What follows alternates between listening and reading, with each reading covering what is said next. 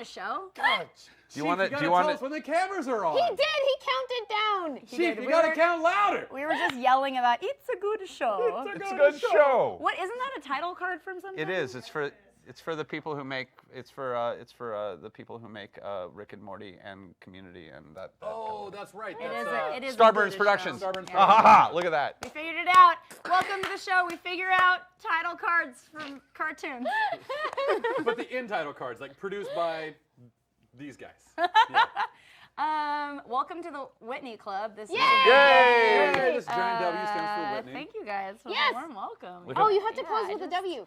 Can I just lie down? Will it support my? Is it a load It'll- bearing So W? far, so good. It will barely She says support no. T. Okay. I don't And the trust survey it. says, Chief says no. Selena says yes, and I'm more inclined to take her advice because it mirrors my own desires. I I think always Selena believe might be on Selena. Team Chaos. Yeah. Yeah, Team Chaos. The synonym for Team Chaos is just Taliesin. Yeah, no, I was like, Selena, are you painting an orrery right now? An orrery, a tiny model of our solar system. Ah, orrery. Why is there a word for that? Why wouldn't Why there be would- a word for that? And a Maybe- word that sounds You're like right. it's about It is birds. America. Maybe you're like watching a lot of Dark Crystal when you're a kid, and maybe in that opening scene with the fight sequence, you're like, I want one of those. I don't even know what to call that. And then like you don't have Google yet because there's no internet, so you look up an encyclopedia and So it then the takes ghost forever. of Aleister Crowley visits How did you and find says, this in an encyclopedia? I don't. I was so lonely. You as a started child. at A and you made it to orrery? Well, I love- well, now you're talking about my childhood, where I literally would I would take encyclopedias on car trips. What? Like legit. My brother would bring What was your toys. favorite Dude, you volume? guys know that there's comic books, think right? the I didn't know there were pets. I didn't know about comic books really. I didn't know about comic until, books like, either. You know, like fifth, I knew sixth about grade, comics. seventh grade. Yeah, I didn't read That's till I was true. a teenager. When I was It finally was allowed to middle start school reading. for me. Yeah. Hey, you guys, did we send a tweet out? I sent a tweet out. I tweeted out earlier. I Geek tagged and you in it. Sunday I guess I did earlier, too. Hey everybody, welcome to our show where we talk about comic books after 20 minutes of rambling about not comic books. Our rambling is the icing on the comic book cake. Do you guys do this normally? Because I feel like AXYB, that was like the big joke with it, was like we didn't start the show until like half an hour later. It's So if every you guys show on- just- We've Great, only I'm begun glad to to call know. ourselves on it, really, but I always feel we have, yes. I'm learned just our glad that lesson. I'm not the one that derails it. Hi, Steph. I love you, baby. Oh, hey. Oh, and Chipligan in chat is right. Goddamn, Ken Win. Goddamn. Yeah, Ken Win, killing Wow, it. wow, wow. With Forever Carlisle from Lazarus, one of my Dude. favorite books to be afraid of. What are we talking about today, Mackie? Well, so glad that you asked. Today we're going to be talking about post-apocalyptic comic books. Post-apocalyptic. Apocalyptic comics. Oh wow, we've got a camera just for that. Oh, Wow. Beautiful. Yeah, today we're talking post-apocalyptic comics. Yes. What does post-apocalyptic mean? What are some of our favorites? What are the ones that terrify us the most? What are conventions that we typically find in those?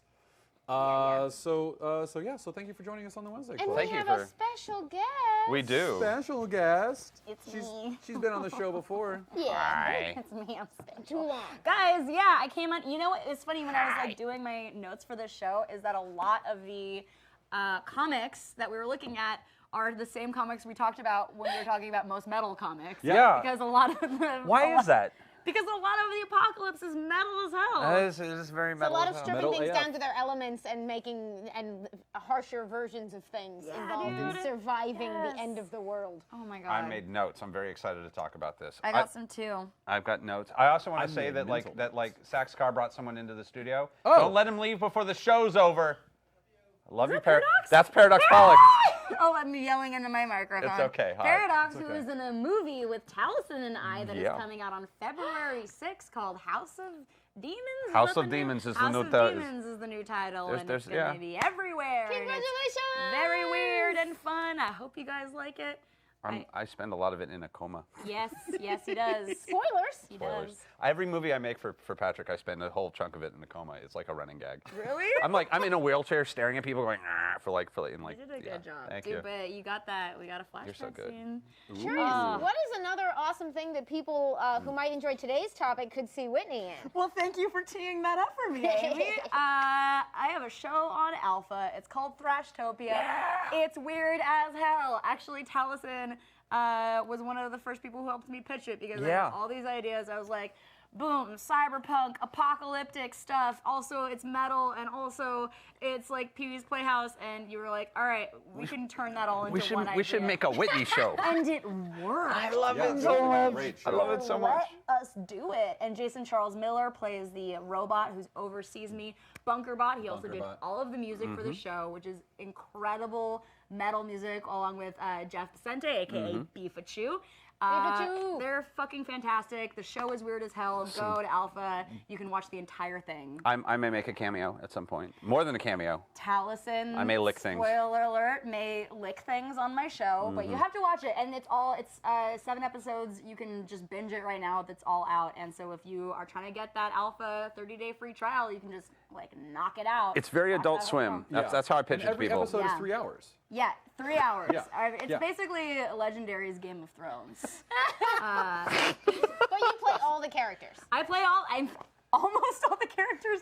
The show is about me in the apocalypse, and there's also an evil version of me that I play. Bad Yep. Whitney. Bad Whitney. It's Spoilers. mostly people coming and hanging out with me in my bunker. The show is mostly improvised, so you can watch that and be like, oh, Whitney has really funny friends. And I say, I agree. They're all hilarious. I will also say, I hope someone saved my favorite thing from that was that there was a giant stop sign on the wall. And it said, Somebody stop me. which that was was like, my one contribution to the set deck. I was like, they have to make a pin or a T-shirt of that because that's just like, I feel that in my heart. I had just rewatched The Mask and was feeling very inspired, which, by the way, Is it holds great? the fuck up. Yeah, doesn't it Mask? though? Yes, it Yeah? holds up so well. If you still like, Speaking of comic book movies, Speaking of comic oddly book enough, movies. I totally forgot that was an I've adaptation. never Oh, read yeah. the comics. Me The neither. comic's pretty good. I read it because of the movie because the movie really like spoke to me Yeah, and for reasons. yeah. So that's the Is show. that Go watch reason it. Loki? Well, I mean, like Loki, and also because it did something which I'm sure is less interesting now than it was then. And I don't want to, for anyone who hasn't seen it, I don't want to spoil it. Spoilers This for is a late bit of a 90s movie, spoiler. The Mask. Yeah, don't. But like the switcheroo with the female leads, with the two women in it, where like it really kind of like built this very typical narrative, and then just was like, oh, you are such fuckers, whack, and just slap you with it. Yeah. It was Okay. like really great, and like I remember as a kid being like, yeah, I'm into that. that's so nice. I love being surprised and like having like my irritating notions like thrown at me and then like kicked with them. Like It's always fun. It's always fun when a piece of media like gets you. Yeah. It's like, haha, fucking gotcha, and the whole bitch. Tex Avery You're thing reading was me. really. Yeah, dude. If you're a Tex Avery, I mean, if you like Who Framed Roger Rabbit, that movie still holds up, and The Mask still holds up. This is upside down M for Mask Club. Yeah, for Mask Club. That's what I we're always going to thought be it stood talking about. for Matt. And it's Because from Matt this Club. perspective, it's an M. It is, but Yeah. it's for Matt Mercer. I'm so sorry. I'm so sorry. Me. Damn it. And me. Me. It's just a very small A and Y. There's an A and a Y Just side table. write in If there's Sharpie. one thing we can agree with, it doesn't stand for anything Taliesin. No. What is his name? I'm is okay with that. Taliesin. There's no M or W Mallison? in Taliesin Taliesin. Math? Is Mallison like Mallison. 90s Mallison. Malice as Malice is to Sue Storm, Mallison is to Taliesin? So, like, you have this Malice in Chains was, unnecessarily like, my metal band. redesigned horrible outfit. It's I your, did, I yeah, had, it's like, your a- sexy goth chick. It is my. I look great as a sexy goth chick. You do, right? Mallison.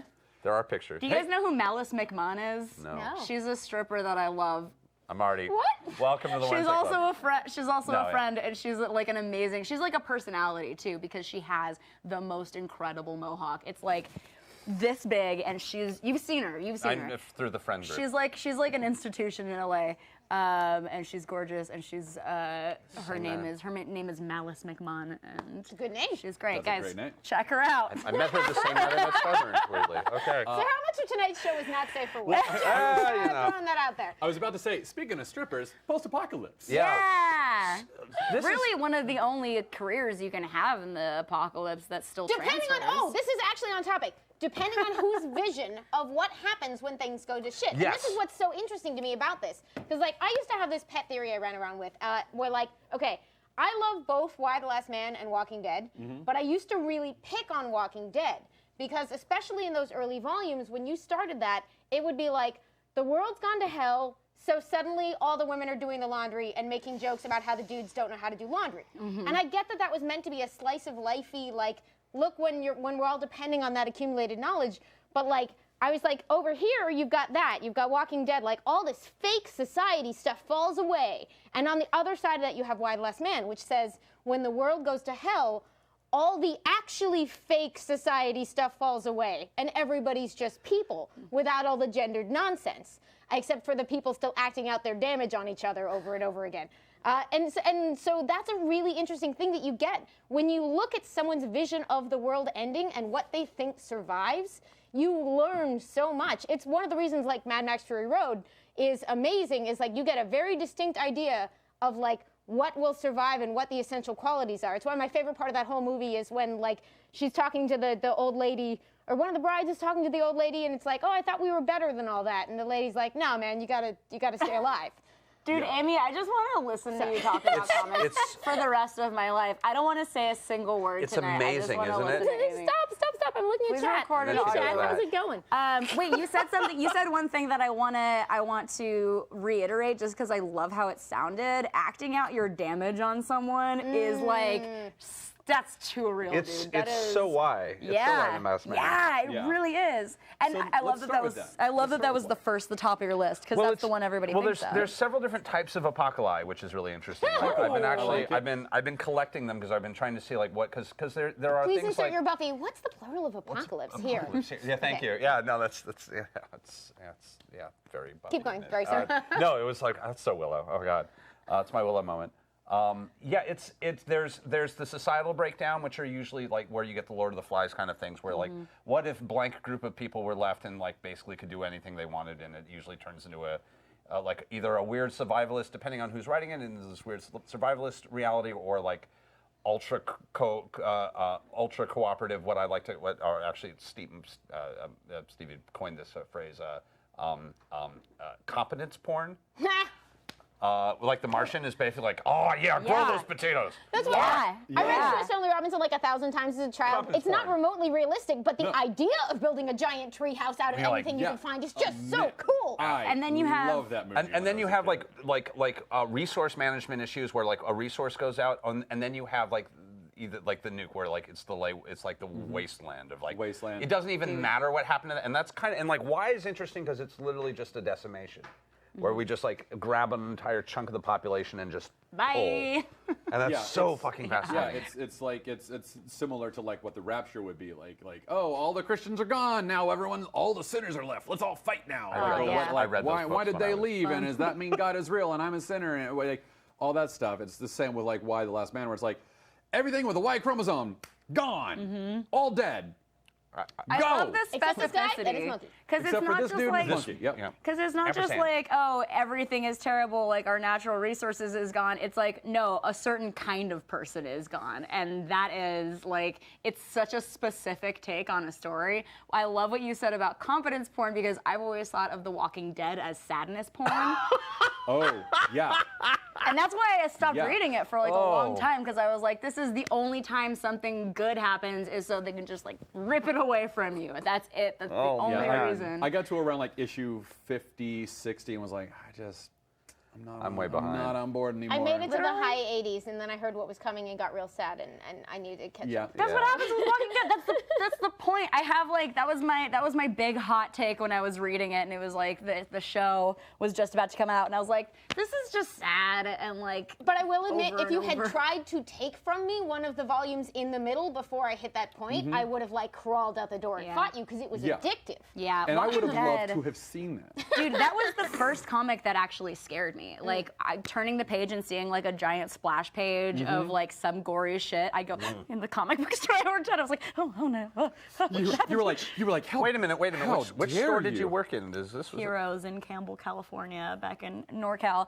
I Of course, NorCal. visited over Christmas break, and I am very pleased to say that my friend Jared still works there, and good. he's so nice, and he recognized me. He was like, we used to work together, which is nice, because the last time I went in to say hi, there was a new guy there, and I was like, oh, I used to work here, and he was like, oh yeah, who's the manager? He was like, oh really? He was Who gatekeeping owns your it? employment history? To work, so who would do that? Yeah, yeah, man, I totally worked here at comic books, right? I'm a girl. I would like my to think that like God. somewhere like behind a bunch of like back issues of X-Men Forever is just like an Employee of the Month photo still in the frame with like a layer of dust. Oh, I was never Employee of the Month. I found a big stack of, this is not Apocalypse comics, but do you guys remember Cherry? Oh yeah, of course. What's her name? Cherry Pop-Tart. Pop-Tart. I admit And it. then they I know what had I'm to talking change her about. name because it was porn. Yeah, it's and there was a porn. giant like dusty stack in the back, and I would just like eat sandwiches and look at it and be like, Better that it was dusty than not, let me tell you. Nobody Back at the wanted my comic book help. store. so that's Shit's my. good. I'm not even gonna. So why the Last Man? So yes, Why the Last Man is a book by Brian K. Vaughan and Pia Guerra. It's one of his first big ones, right? Like he was with Marvel. When he went out on his own. Yeah, that was like one of his first big things, like right around the time he was also doing Ex Machina, or It was before Ex Before Ex Machina. Machina. It was 2002 to 2007, I think. yeah, sounds It was about right. published through Vertigo. He wrote it. Pia Guerra did most of the art. They had occasional guest artists. I did want to address, because we've talked about it some on the show before, and it is one of my very favorite books of all time. It's a spectacular book. I did have some questions that I need to go back and do a reread to answer, because there are things that, like, you'll read it slightly different with 2017 eyes than you might with 2002 eyes. So there's things like I had not noticed until somebody asked me this question online. They were sort of just like, I'm excited about the book and I've heard good things. How much of the book is concerned with sort of chromosomes, meaning gender? And the book does play with that stuff eventually, but given the fact that I had managed to make it to this year without ever even noticing that literally Why the Last Man, a chromosome and the idea of manhood are in the title, your mileage may vary on that stuff. But you can very much vouch for the heart of that book and the skill and the intelligence, and like it is still one of my favorite books of all time. I mean, that's a really good point about most art. It's like, people hopefully evolve and things change meaning, and so a lot of comedy does not hold up, isn't socially sensitive, but a story is Sarah so good, Silverman says comedy is not meant to be evergreen. Yes. She was I like, love that. everything is supposed to slowly rot and die. It's okay. But stories in general, I mean, you can look at it, you can look at the art, which is incredible, you can look at the story, and still, like, the heart of it is such a good story, and I think that even reading it, that makes me want to read it again, just to be like, it's been years, but also I want to look at it with, like, 2018 eyes. It's such a good story about masculinity, too. I found it such a great meditation on masculinity, which And is the basic premise, which I think we've discussed in here before, is that there is a day which, for reasons that are not immediately apparent, every dude, like male mammal in the world, drops dead except one guy and his monkey. And as you might imagine, if any given 3 billion people suddenly drop dead, chaos ensues. And then Where did they go? Why are they dead? I'm glad that they're dead. Mother Nature was taking out the problem, like all those sorts and of. a whole lot of and what now? a whole lot of weird. Yeah. And in the meantime, How do we open all these jars? Wow, really? But like, it would consist of people who would make jokes like that to comfort themselves in their sadness. And it's the full range of reactions. And it ends up, the other thing I love to joke about is that like it has one of the best female casts of any comic ever written. Because if you kill every dude in the world, you have no choice but to develop interesting female characters. Man, there's some Or good. it's one There's dude some in a row. great The agent, ones. what was it? The culprit ring. 355. Oh, 355. Oh, yeah, Agent Holy 355. shit. Yeah, Like, total what a badass. And like anybody who's a Rose fan and of Dr. American Man history, and everyone, like, if you're a fan of hero. Hercules Mulligan, you are ready for a culprit ring. Man, she's. Did anybody ever find out if that series is trying to get adapted Yep, or like it has the It rights? has been since day one. There's I'm been sure. a lot of back and Perpetual forth on it redevelopment. with Brian K. Vaughan's show running it at some point. Like I was even looking into that a little Yeah, bit he today, almost and- made Lost Cast last time. it. Yeah. Cast me. I'm sorry, And at one point, Brian. if the production company behind Brian's in Preacher, if that wasn't, I saw a headline earlier today where like if Preacher hadn't worked out, they were going to try to tackle Why the Last Man. Like that was their second. Wow. It's such a So- man. It's It such is. a good. It's ready to be adapted. Dude. It's ready to be. I'm It's so ready. super good. But yeah, like one of my favorite things about Why the Last Man is.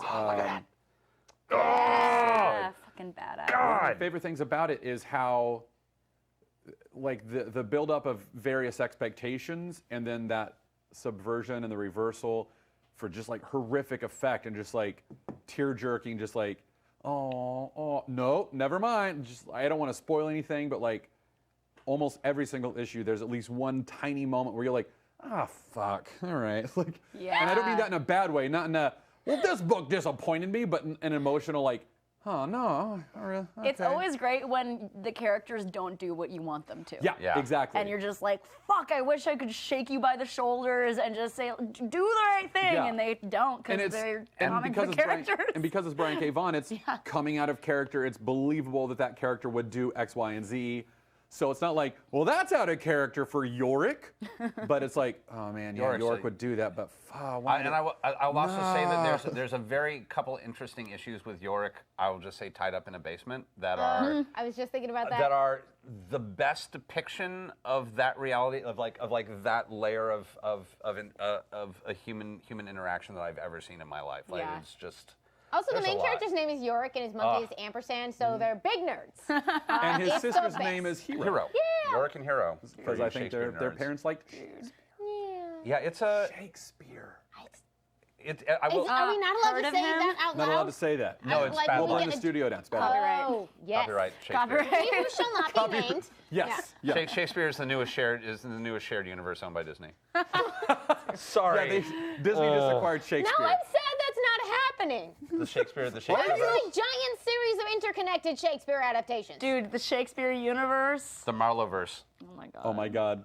Can I just Yeah. Can I just go on a tangent real quick? I'll make it On this show? so No. quick. Okay. I went to the LA art show. Did you guys see Yeah, that was I heard that happening? you went. I didn't go, but I know about it. It was rad, but there was one guy who was a perfumer who was there Oh, no. exhibiting, and his bougie ass career is he makes perfume in like tiny little jars for actors who are doing Shakespeare plays and want to, before they go on stage, to smell a bog in the 1500s and then go on stage. And that's his whole He job. makes acting cheat codes? He makes literally acting cheat codes. That's And I was like, incredible. this motherfucker. Smell genie. Yeah. He's a smell genie. I was like, what a cool career, and also you What a probably charge weird so much. I will admit I belong to a like perfume of the month club where they just It's send so me a cool. teeny tiny bottle. I mean, you can admit that, but Smells none of so us are rad. surprised. No.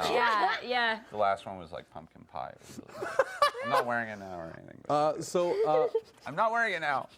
So Okay. we've talked a little bit about Why the Last Man, but let's get down to the brass tacks of Blast out. what is what are some of the major hallmarks of a post-apocalyptic book? Like utter devastation, absolute, like, or a resource goes out, or something has happened to completely disrupt the natural order of the world, or like the old order fallen. The old order has fallen. fallen. There's now a new world being grown out of those ashes.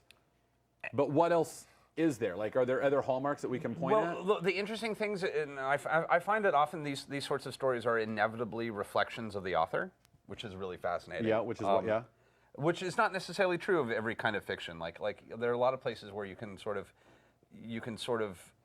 get out of yourself, but I've never seen a writer really get out of themselves with this kind of thing, because part of the story that you're telling is what do these characters, what's important enough to keep. Yeah. And that's always like, are we still paying attention to pop culture, we'll get to it, like the Killjoys, or are we still clinging to some sort of society that the way the society would work? Are we just becoming despots? Are we what are we grasping onto is always such a fascinating story. It's what's important now. Because it's like, ultimately, it's a reflection of how the author views humanity, because all of this is like, strip humanity away of its luxuries and of its basic stuff, and then how do people react? Is it optimistically? Do people form societies? I find that it's almost always surrounding one person and their journey. Like, there's Walking Dead has, sort of a group mentality, but it's still like there's one central character and they're on a journey to do something. Or a very tiny core. Yeah, like there's A tiny core, a group. Yeah. This is a weird one I'm going to bring up, which is actually, and thankfully you can find it on Comixology. I love this book. And Yeah, it's about Chris Angel, right? It's a Warren Angel? Ellis, Chris Angel's Freak Angels. Yeah, that's what we're talking about, right? And I'll just tell you Mind Freak Angel? what and like Freak Angels was like was a a Wheel of Fortune, like before and Motherfucker. after. Sorry, dude.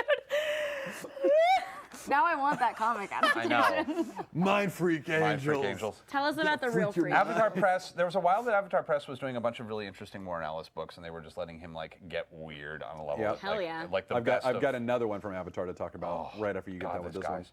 one. And this was kind of an interest. This was back when Warren was kind of doing the like, I want to experiment with an interesting artist who can just produce a lot.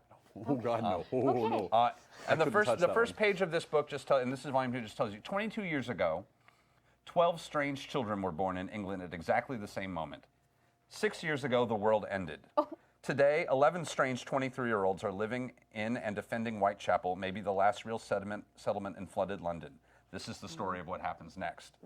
And it's just this whole book takes place in the skeleton of London, like just the buildings are left there growing Cool. food on the roofs, Love and all of that these shit. kids kind of have some powers or some weird stuff, and they're just trying to keep everybody living in the city alive, and they're building ways of like real They interesting. have their own T-shirts. Oh yeah, no, Nice. they've got their own stuff, and like they've It's cool that even in the apocalypse they make their own merch. they do like it's actually because everyone knows who they are because they're Cool, 'cause they're like a the, hero. They're the Freak Angels. They're the fucking freak they're the angels, fucking freak dude. angels. Mind Freak Angels. And it's an interesting, and like the story's a lot about them and them coming to terms with whether or not they're responsible for what happened, and how they're Interesting. responsible for these other people. And like that it's- art. Oh, and the art is it's kind of what I would say. Like I know you talk about Japanese influenced Western art. This is Japanese influenced Western art really done well. Where Who is that? Paul Duffield? Paul Duffield, and it's a beautiful book. It's very simple, and these characters are these characters are just absolutely stunning. And it's a being Warren. It's a little bit of a cynical book, but there's a deep, also being Warren. There's a deep hopeful strength in the whole thing, where it's really about. Oh wait, put it back. That's beautiful. They just Well, they he's- just gave you the camera. Oh yeah, there we go. Camera's It's Put it all back. he's so big into the notion, and like I think if I actually It's said gone. this to It's his too face, late. never mind. Put something up on the drive. You're fucking with me. Good work, Chief. Yes. Where Look at how pretty that is. I think I've always gotten the sense from Warren from the things he writes that he really has faith in young people. The kids are all right? The kids are all right. And I come from a similar place, and that's actually why I really like this book, is because it's all about these kids are going to figure their shit out. And it's really, it's a good book about youth in that sense of like not youth being like Fast Times at Ridgemont High, you know, we're young, we don't care, but like we are going to own up to our world and actually like take responsibility for it, and it's not about the weight of that, but of just like doing it. It's Well, really there's great. there's also a strain of like, you know, and like that kind of literature where the youth are the future of acknowledging like that whole like the sins of the father upon the next like There's no sins generation. of the father in here though, but yeah, but you'll. But like my suggestion is that like we understand that the generation before us has faltered, and now it's up to us to fix those mistakes in the same way that we'll make mistakes, and the next generation will fix those. Like that's kind of how I interpret the sins of the father. I was like, that was whole thinking thing. I was thinking about that in Lord of the Flies came up in my head as like technically maybe a piece of because it's not It's a really small apocalypse. it's a small apocalypse, Mini apocalypse. Mini apocalypse. but it is a bunch of kids acting out what they've been given. And like, and that like there's nothing in Lord of the Flies that goes wrong that isn't there, and I don't think the author really understood this. That there's nothing those kids don't do that they weren't taught to do. Yeah. So, Dude, can I also just say that I love the imagery of overgrown cities and like abandoned places. I Am Legend. Also, I really liked that comic. Yeah, I haven't read it. It's good. I mean, I love Plants on Cement. man. yeah, dude. Like Yeah. anytime nature reclaims a city Oh, or there's a like wonderful short story about Washington, D.C. getting overgrown by plants, but I'm never going to remember who. It's a prose short story that I will Or the figure out later. opening of 12 Monkeys with all the crazy zoo animals Yeah. running through. Dude, Yeah, that I was live awesome. for that shit. Even just how it looks is so cool. I love. Well- And that's actually a great segue to another thing that I really like about post-apocalyptic comics as a genre is comics are a visual medium. Yeah. So where in a book you can suggest and describe the landscapes you're talking about, and in film you can make them happen, but it's tremendously expensive and difficult. Comics are obviously time-consuming and still very difficult, but you have freedom to to create a landscape, to tell your story or suggest your story through the backgrounds and the landscape and the surroundings, like Brandon Graham's multiple warheads. A lot of the time, you don't even get the story behind that. You're just sort of figuring out what the world is like by looking at these weird cities he's built. Yeah. And this weird, like, wasteland, and trying to assemble those pieces of information into a story. Which is weird, because, like, I love to have everything handed to me and described in detail. Sure. But there is something really appealing about some of these comics that are sort of like, figure it out. We're going to show you what's happening. You put the pieces together. Isn't it interesting, too, that there's such a big, not only visual, but, like, emotional difference between urban apocalypse and rural apocalypse have a very different Super different have a vibes. very different vibe. Yeah. And like a lot of rural apocalypse is about going to the urban. There's like always there's very similar stories of like we've got to get to the city. There's like that is like I was thinking about Six String Samurai and A Boy and His Dog and like those are films obviously, but like even a lot of comic books are a lot about like there's this urban. I don't know why anything would be better in the city if everything's fucked. But Yeah. Dude. Well, like Sweet Tooth by Jeff Lemire. Great book. I don't know. I've only read the first trade for it, but that's a very rural. The rural. We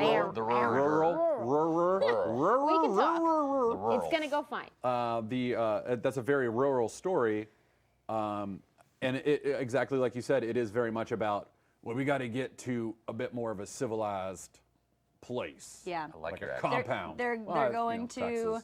For those of you who don't know, Sweet Tooth is about. She did it. Look at that. Oh, look at me! Look at me segueing. Geek and Sundry should hire me. It is a great book by Jeff Lemire, who I believe also contributed some of his art to it. I think it was. Yeah. I think he drew all. He certainly Did drew he? the first trade. My Yeah. impression is that he wrote the whole thing, but Yeah. It is about a boy who has features of a deer, and is part of a generation of kids who have these strange animal features, and they're being ruthlessly hunted. And so he goes with this tough hunter dude. What's his name? I don't remember. This like burly Feral, Hiccup. it's been a few years. I don't yeah, remember. Fribbins. It starts Right. with an F. Fred. He. Thank you for the rural Georgia. He volunteers to escort this boy to a like safe place for people like him, and it is a very sad story about loss, and it's very good. Well, I but really you know what I his liked art. about Sweet Tooth was that, in the way that, because like we've already said, post-apocalyptic literature oftentimes reflects not necessarily like the values of the writer, but I always perceive it as like it projects the fears of the writer, of the creators, Yeah. of here's what I'm afraid humanity is like, so that if the shit hits the fan and it all falls away and society crumbles, this is my fear. And like that's I kind of have a big, like I'm both like intrigued by post-apocalyptic literature, but also terrified by it. Yeah. Because I feel like it forces me to confront a lot of truths that maybe in my innocent, very hopeful brain, I don't like to confront. You know, like I saw Crossed on a list, and I was like, I don't know, maybe I'm not going to read that one. And like I looked up like the first couple of pages, and was like, I'm not ready to confront that particular vision of the There is post-apocalypse. a comic called Crossed. Your mileage will absolutely vary with that one. I've looked at a couple pages of it, and I do know people who love it, but it is deliberately extreme in every way in terms of their depiction of it's sort of like people kind of get possessed by a violence virus, and everything just goes as wrong as possible. And that's Garth Ennis. I think so. They've changed writers a couple of times. Yeah. Sounds very Garth. Yeah, but I think this was coming out around the same time that he did Rover Red Charlie with Avatar, which Haven't is a read book. that one. Oof, Me neither. oof. Well, so hold on. I that's have a- to okay. I have to finish up on Yes. Sweet Tooth. The thing that I liked about Sweet Tooth was that though this little boy with deer antlers is kind of stuck in this hellish world where people are like very willingly like hunting him, there was still this hope in him. Yeah. And like I responded greatly to that of maybe there is hope. Tell me more, sweet tooth. Yeah. I think that goes on the dichotomy that Amy was talking about, like how it's either like there's a through line of hope, or it's just like nah, We're fucked. no Yeah. hope at all. Also, is Jeopard, is that the right name? Jeopard. Fatty Mel, Fatty Mel, Fatty Mel, Jay. Fatty Mel, Oh, Fatty Mel. Jeopard. The second, yeah. I like what you were saying. Sounds like leopard. What's a leopard? Never mind. Yeah. Yeah. I like what you were saying about expressing the fears of the author, because I feel like ultimately any genre story does that perfectly, where it's Yeah. like you just drop humans into like a fantasy setting or sci-fi or post-apocalyptic, and the entire purpose is just to say, okay, how does humanity react in this situation? And so to bring up fears that are real, I think that means that the story is done right. Yeah, exactly. And that's what I think what I probably respond to the most in those is that I think to pull off a post-apocalypse story well, you have to really get down into that, like really push. And it, like if you do it right, it's an incredible story of survival and all, like against all odds, this tiny little group. It's like the ultimate survival story. But Yeah. I have a big two in continuity post-apocalypse story that I really liked. I mean, like, I was thinking a lot about this, and like I was trying to think, is like, have Marvel or DC? I know they've done like offshoots, and we're going to get to that. But man, I really liked No Man's Land.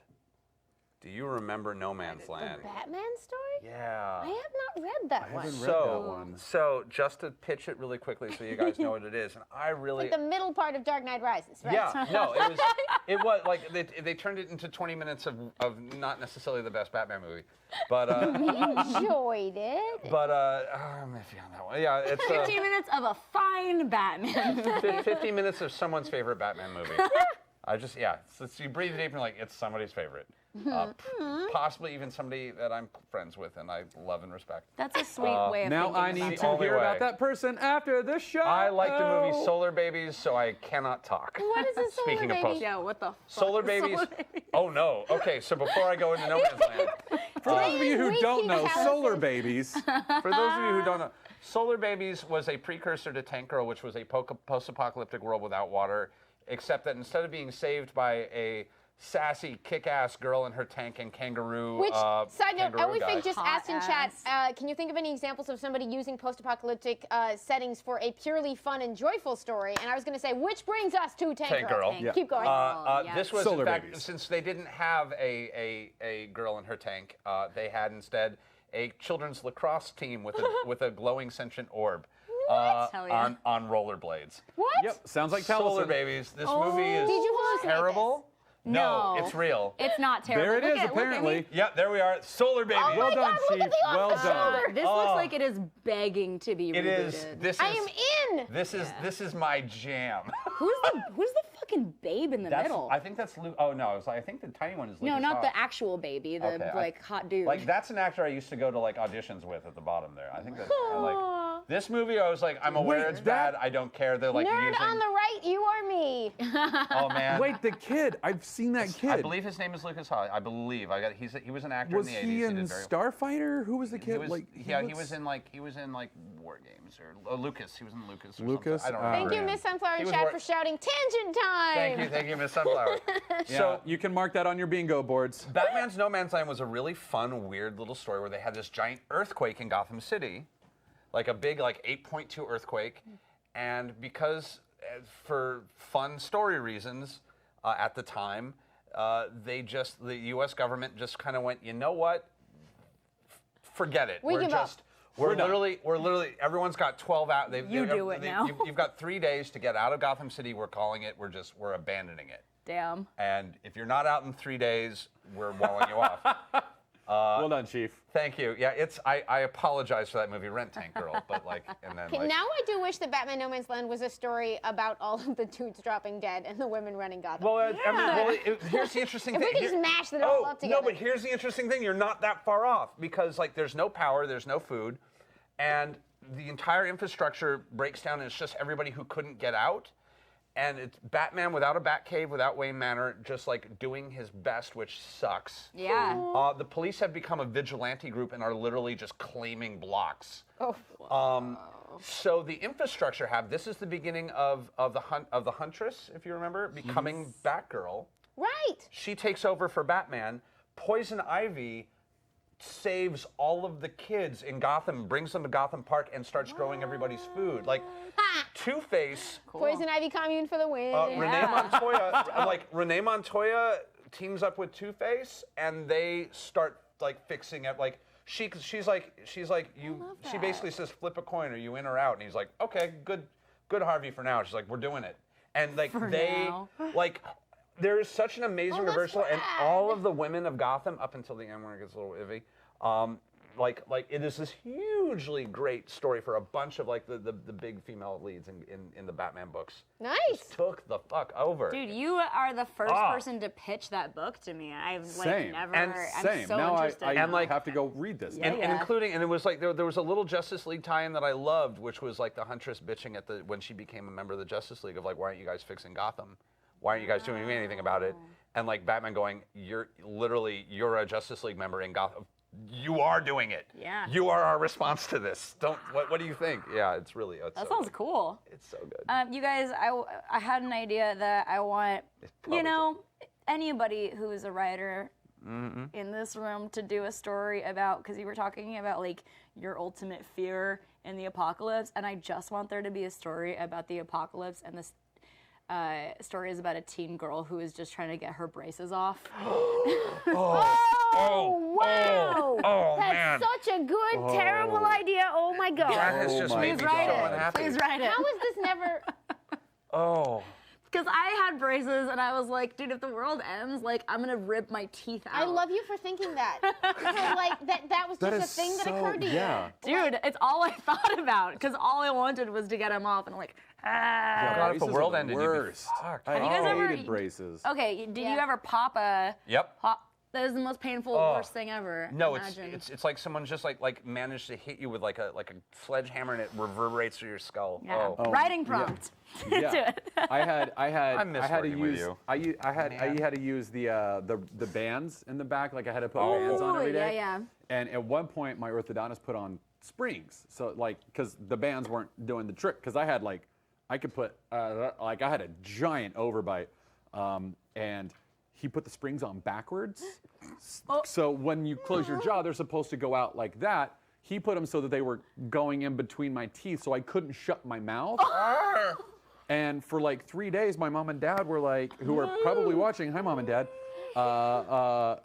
for 3 days they're like, well, like maybe you just have to get used to it. And I woke up on Saturday in tears. Like I woke up crying. Like it wasn't like I woke up, I was like, this hurts, I'm gonna start crying.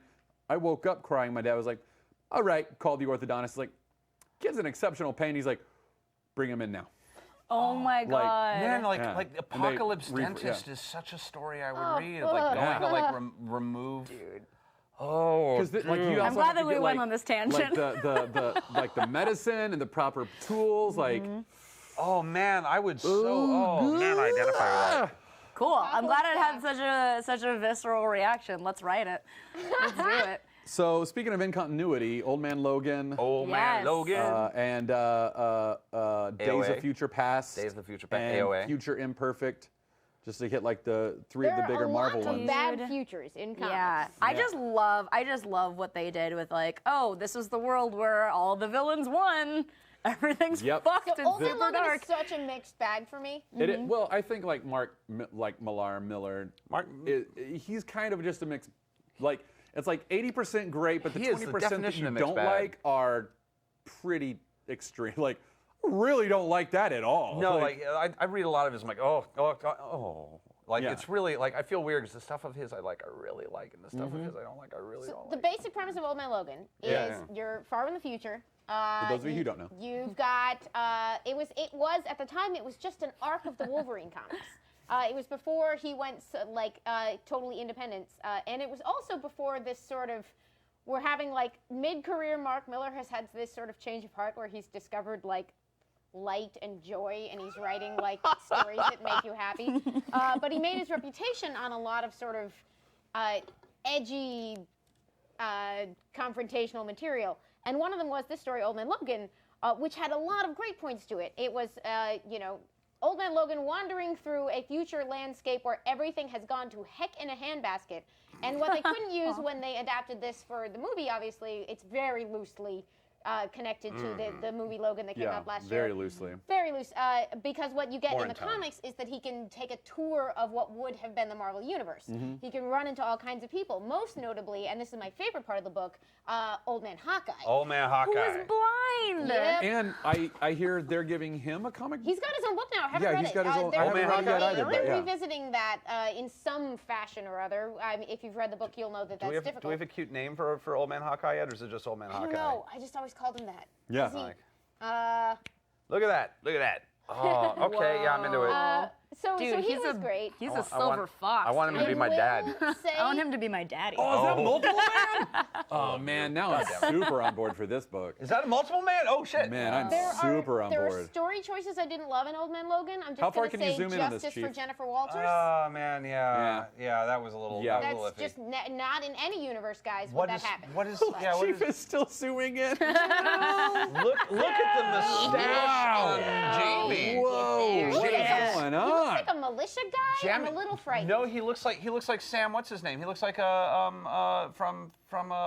Big Lebowski. He looks like Oh, Sam Elliott? He looks like Sam My Elliott. name is Jamie Madrox. I think Sam Elliott I is would Jamie watch the Madrox. heck out of that. Yeah, so would I. I will say, Yeah, that was so weird one of my in that book. favorite just story points for that line, like total spoiler, so I'm not going to say it, but you at in the very first issue, you find out like Wolverine is retired, living somewhere in like the Badlands of California with a wife and child now, and it's this is years into this dystopic future, and he won't pop his claws, and you don't know why he won't pop his claws. Gotta pop 'em. And then at some point in the series, you get a flashback to why he won't pop his claws, and it is one of the worst, most traumatizing.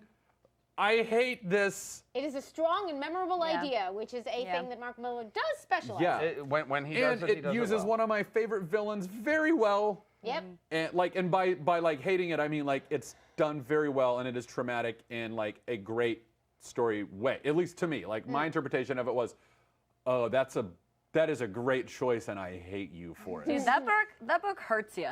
Yeah. Hurts your feelings. And man, Yeah. how did I love Clint so much. Such a great character. He's great at any age. I don't know if you guys had the same experience I did, but I couldn't get through Days of Future Past. I was like, this is The 2 issues? no, like the whole thing. The 2 The issues. movie I was or like, the? No, like the whole. I like read it in a volume of like. They probably all the packaged books. it Oh, with they a bunch of packaged other it stuff with a you bunch didn't of need. It was all exposition, and No, I no, was no, no, like, they- oh, this yeah. is why I can't. Okay, you gotta read. So they make big collections that's like a bunch of connected together stuff, but the original story is 2 issues of issues. X-Men. Yeah, Yeah. no, You're it's, in it's- and you're Heavily out. padded by There- stuff you don't need. I think one of them is currently like on my wall, framed on my wall right now. I'll just, like, Really? yeah, I got it. It's 127 and 128, or am I getting that? 141 and 142. Is it 140? Is it in the 140s? I want to say because it's after Kitty gets there. Yeah. I will go to bat yeah. forever for this. It's Claremonty, so there is going to be talking, but they like. People complain about Bendis. They don't remember. But he did it in 2 issues. He created and resolved a world and an imagined future that has been resonating since the early 80s. How long Yeah. is that now? Yeah. A long time. And only 2, and like you hear, because by today's standards, Days of Future Past is a year-long epic with like 6 months of prelude, With a and million like it's a tie-ins, which they didn't crossover and a have million back then. tie-ins. Yeah. That didn't exist back then. Like in fact, The night like, before most the day comics- of Future Past. Yeah. yeah, a prelude. Yeah, Weekend probably what they put in Weekend the of Future collection. Past. Yeah, you know what? If With it's got Bernie. the Wednesday Club stamp of approval, I will revisit it because now Oh, I'm Lord, realizing no. like, oh, I just really couldn't get through like the stuff before it, and then like Yeah, I skipped think ahead. I think they gave you some way too much bun with that burger. Oh yeah, yeah, yeah. 141. Wow, hey, Well, good yeah. work. So there. this is one of the most famous covers of all time. I think like these issues, constituted John Byrne's last covers. think for so. X-Men. God, they were so pretty. They were an incredible collaboration, Claremont and Byrne. Claremont obviously stayed on the book for years and years and had many, many other wonderful storytelling partners. But the covers for the 2 issues that make up the X-Men story, Days of Future Past, are some of the most famous images in all of comics because they're so instantly evocative of the story that you're about to get. Like what we just saw, that like it's a poster of all your X-Men. You just showed up at the comic shop or the drugstore or the newsstand and you're like, la la la, my X-Men. What? Slain. Oh, and all of those names. Those tombstones. Oh man, there's so much in there. I just want to. I saw something in chat. Ace Vino. The traumatizing moment was Old Man Logan. I'm not going to tell you the issue because you should just read the whole series. Just go into that. But yeah, Days of Future Past. Oh my God. What I loved issue, it was everybody dies. Look at that cover. It's so good. They invented hyperbole for this. I mean, Stanley had already invented hyperbole. That is a classic piece of hyperbole, though.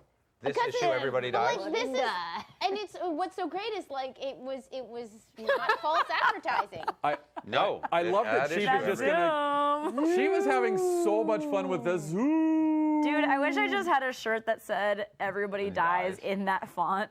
I actually, that's.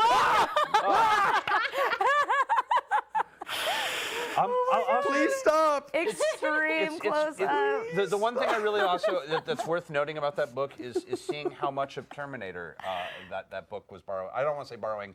Like you can feel the effect that the Terminator film had on the culture in that book. It has a lot of some apocalypses are more popular in certain decades than others, and the technology will turn on us, which is not really the most popular apocalypse anymore because.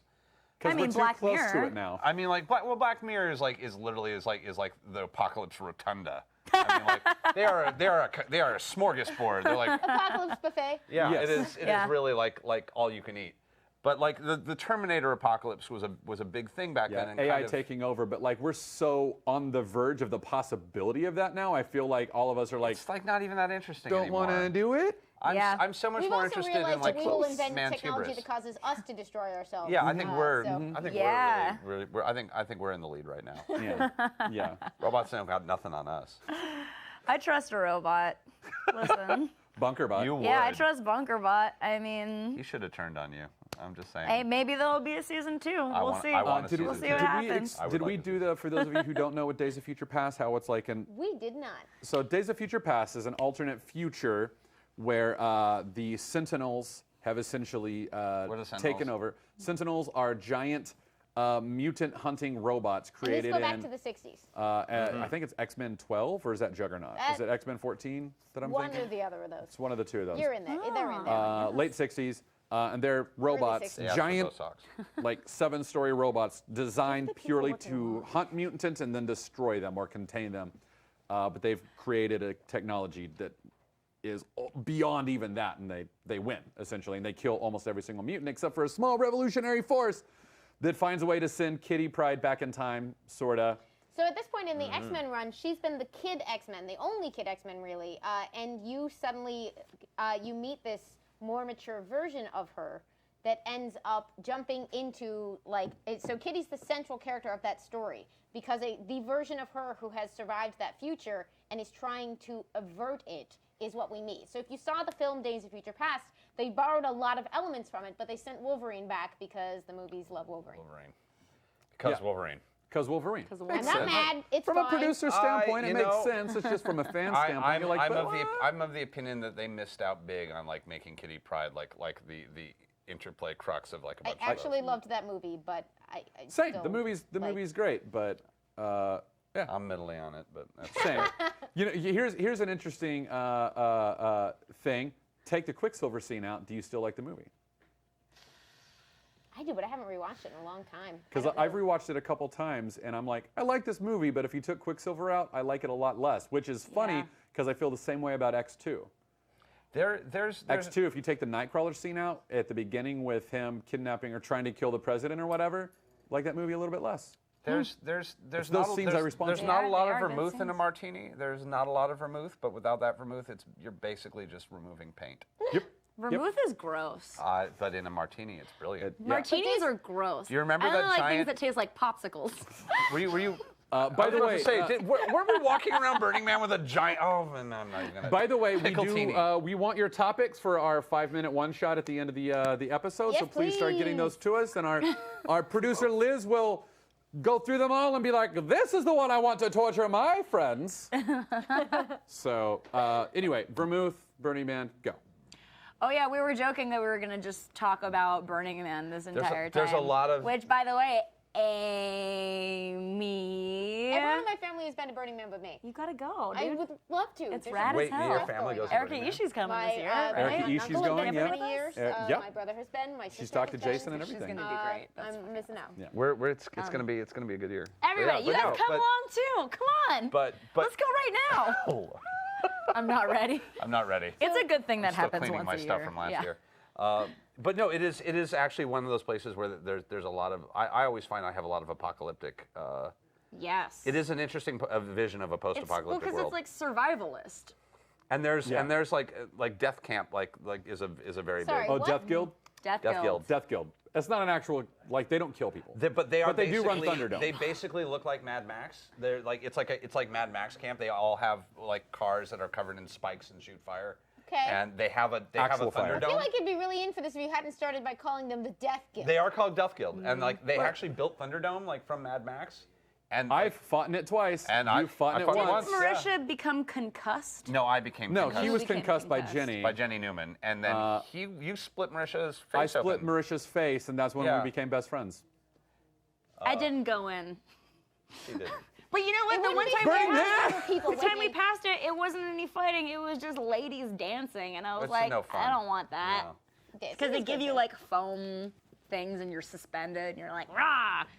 Maybe next year. Yeah, Look at my chance maybe not. eventually. You don't have. Well, You do what you do. it is fun, but it is like an Visceral. every other year thing for me because yeah. like at one round in, you're like you watch and you're like, this looks fun because people are bouncing from bungees and they're beating each other with foam Yeah. bats, and then Get like in there but and you're like, one "Oh, round no." in, you're like, oh my god, I'm done for the night. This no. is exhausting. Yeah, I feel boxed bad at now. Fantastic Fest, and it was like a minute-long match, and I was like, I think. one Concussions second, I are not can't. fun. Yeah, there might be video of me on There is. YouTube fighting as Luigi fighting Mario in Thunderdome. Yeah, there and is. it was the There Will Be Brawl because that's how I met Mercer and this entire group. Was that He short played film? Luigi in a short and film. I was Luigi in that web series. Fake nose and everything. And one of my closest friends is Paul, and he played Mario, and we became very good friends on that. You're and going to keep talking as if the whole thing will start to make sense at some point.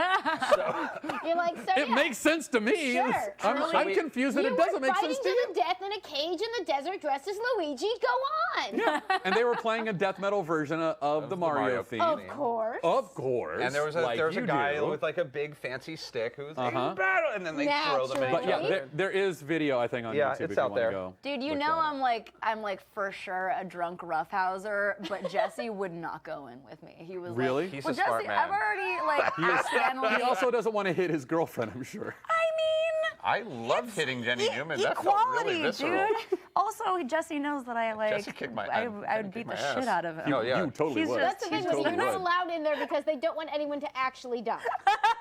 No, Post-apocalypse. I accidentally kicked Jesse on a gather your party once, and that was the only time I've ever played Just Dance.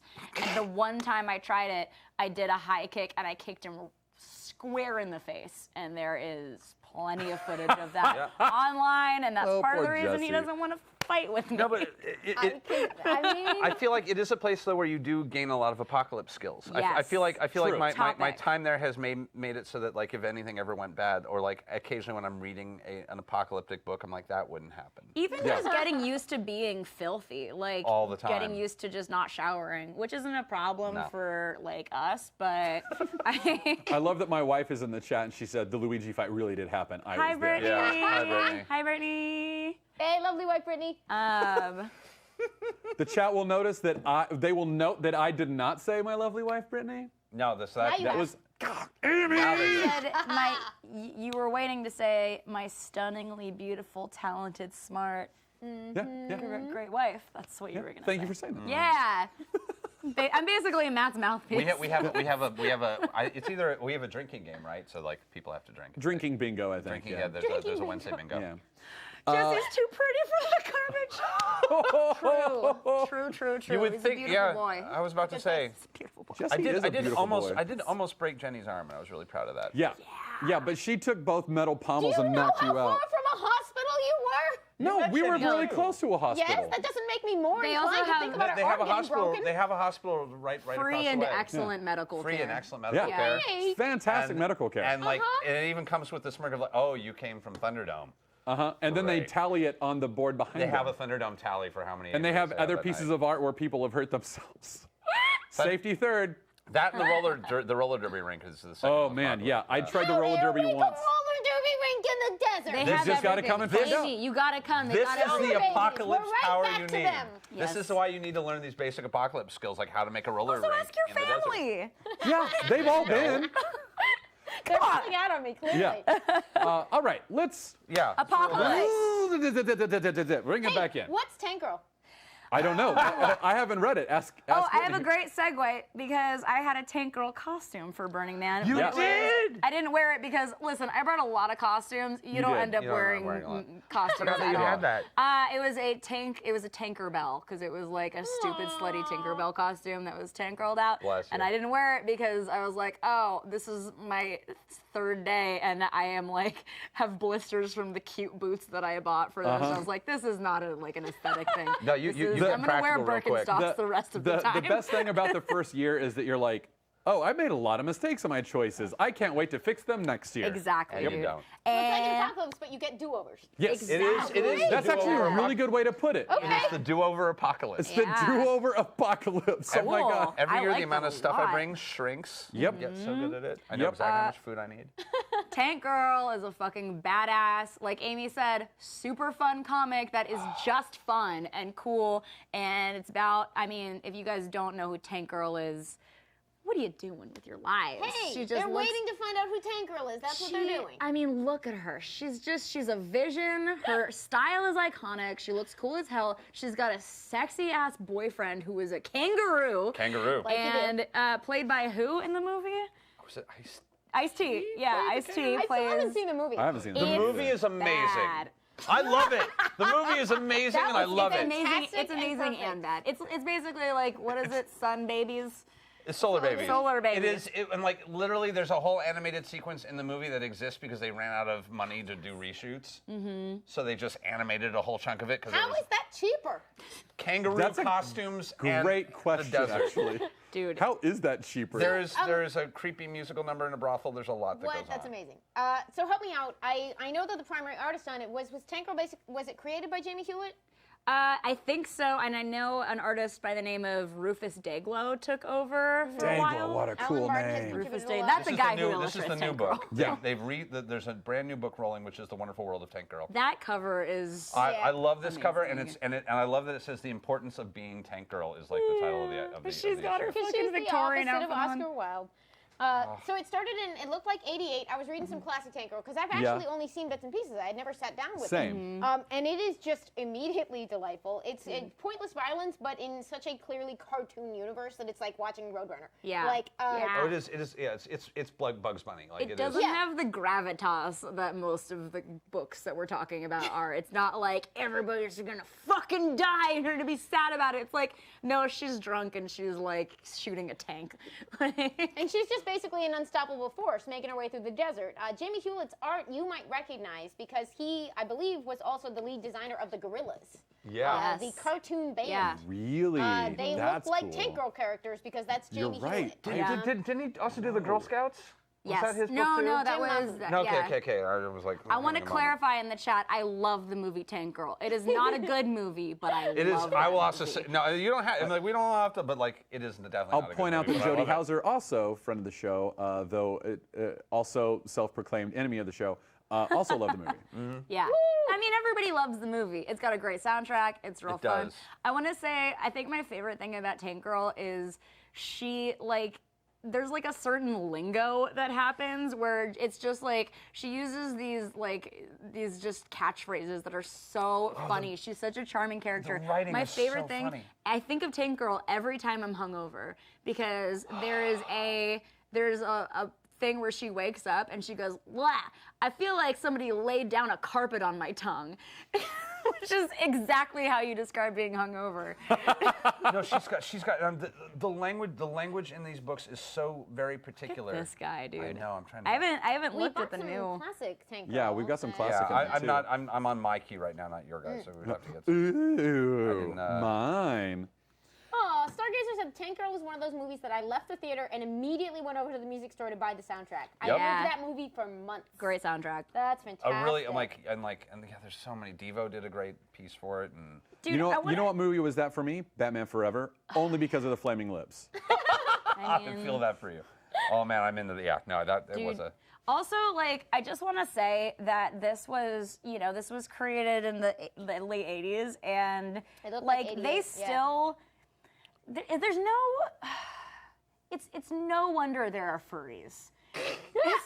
Oh no, they made. I thought you were gonna go with like it's stylistically ahead of its time. I mean, like- She still No, looks there's super a cutting hot edge. kangaroo. No, there's like a whole there's a whole thing with like there's like she's flirty with a kangaroo, and they do this in the movie and the book where like she's flirty with a kangaroo, and there's this kind of thing, and then cut to in bed with the kangaroo smoking cigarettes, being like, well, And let's he's go for still- another one, He's and so you're like, hot, dude. He's like he is so Robin hot. Hood. No, like it is very Disney's Robin Hood. It's got a similar The vibe. kangaroos are talking like vigilante kangaroos. They're not just normal No, they're- animal kangaroos. No, They're they're genetically like- spliced, like. If that Yeah. helps. Matt's looking very traumatized. Listen, Matt, don't you judge me and my life choices. Yeah, like look at that. That's a hot kangaroo. I met a furry at Burning Man that was fully committed to being a furry in the middle of the desert. Yeah, there no, were a that's- bunch of them. Yeah, No, well, no. that They're doesn't like- surprise me, but But listen, they like committed, and I gotta respect the commitment. You're right, you're What right. What are we looking at? Didn't over you also? here? I'm just going to point this out. Didn't you dress up as the bunny from Space Jam for Halloween a few years ago? Lola Bunny? You did Yes. Lola Bunny? I was Okay. also Bugs Bunny. Lola. Or not Bugs Bunny. I was Roger Rabbit. You did the Roger, year but like before. Lola Bunny is basically the Robin Hood for like the boys' version of Robin Hood. Completely. Okay. Completely. Like She's awkwardly a babe. attractive. Okay, thank you. She's a babe. Just putting that out there. that was one of my favorite So- favorite Boys lines version of from Robin Wayne's Hood. World. Like Like how- all the boys were like, why am I attracted to this Come rabbit on, playing Amy. basketball? Whereas all the girls were like, why is this fox in a green tunic Oh, really he's hot? cute as hell. Yeah. I just didn't know you had that like ready. That is that's a thing. That thing. is Totally like a thing. That's a Robin thing? Hood hottest animated animal. No, like ever. I took a girl on a date to Space Jam, and like we walked away from that just both and like we both feel weird. What just happened? Lola, I mean, This is weird. don't ever call me doll. Like, she's a fucking vamp. Like, they know what they were doing. Come on, the 90s. Why did you do us like this? Why'd you mess us up? That's one of my favorite lines from Wayne's World is when they're both on the roof of their car, and he's like, "Hey, Yeah, oh, did you the- ever find Bugs Bunny attractive when he wore a dress?" And it's just like, So good. yes, Yeah. yes. I don't know. I can't explain Curse it. you, anthropomorphism, and everything you do to us. No, I'm saying Yes. yes, because like I remember as a young boy watching that, going, "That's great insight and very strangely appropriate." And I felt that Wayne in that film was lying. I feel like he Yes. was not ready to admit Where his he said attraction no? Yeah. I think that was not a No? real no. That was a. Now that you mention it, yeah. Wayne yeah. is not an honest with himself not. character. No. No. No. That's, That pool does not reflect. Good work, Chief. Topic. So Hot speaking kangaroos, of Tank Girl. anthropomorphized animals, Commandi. So there's more than just Tank Girl. oh, nice segue. Thank you. Oh wow, did we go there?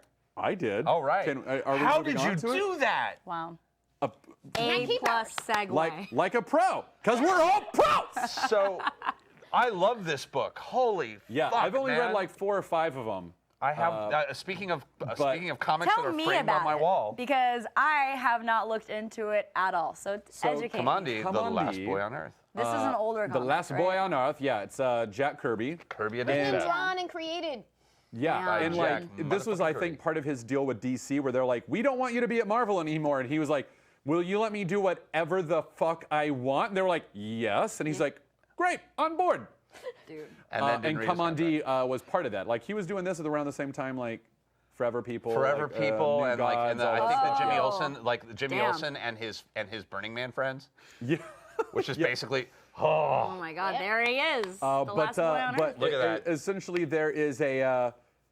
I don't know if they ever address what actually ended the world, but like it seems like it's nuclear war related. It is, the Cold War era. It makes sense for it to be It's that. got that vibe. It's definitely got that vibe, and somehow Yeah. he is nothing but like a boy in his denim.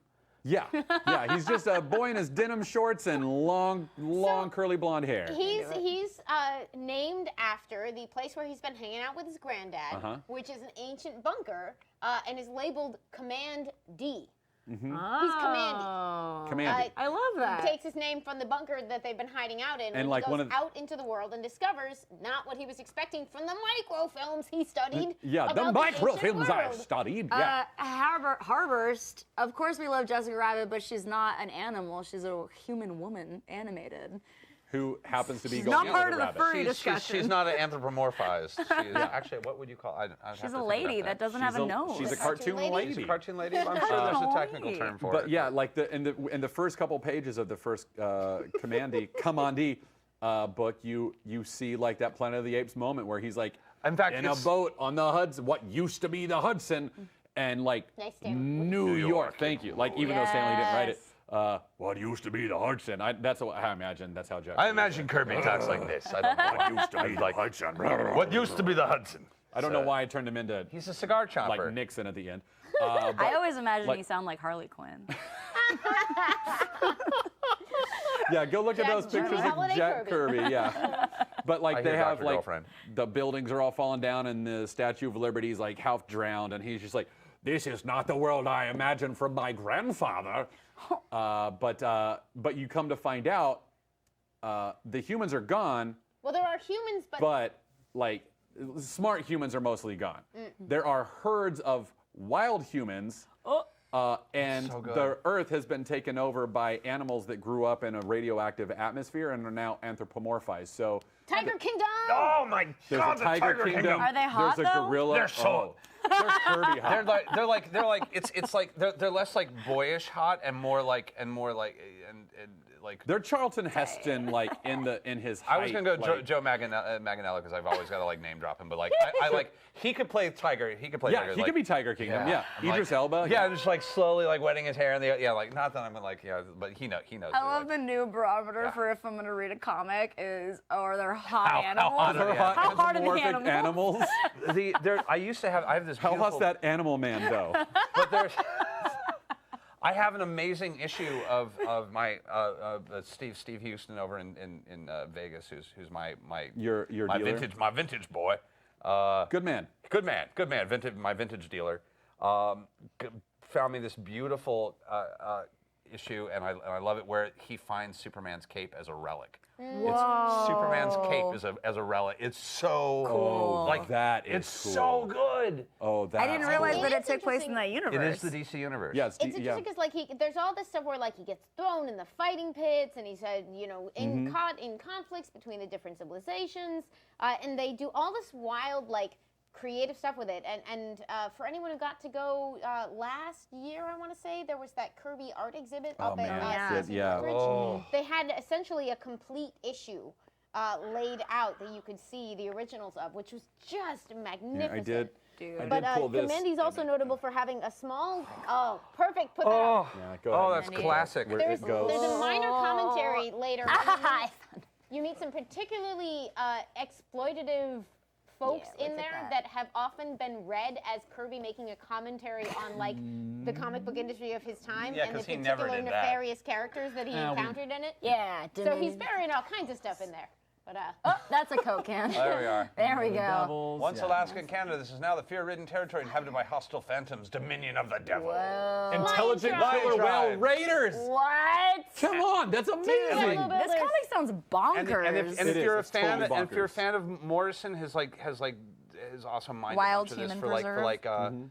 Final Crisis, for like Grant Morrison's Final Crisis and New 52 mined a lot of this stuff for like really good stuff. It's How many really- issues did this run? It ran oh man. Ran for a while. Like a They're long time? actually they brought it back recently, They like have in done a some couple way, of different right? things. Right now, what they have going on is they're combining an old DC idea of the sort of what they're doing a book right now called the Commandy Challenge.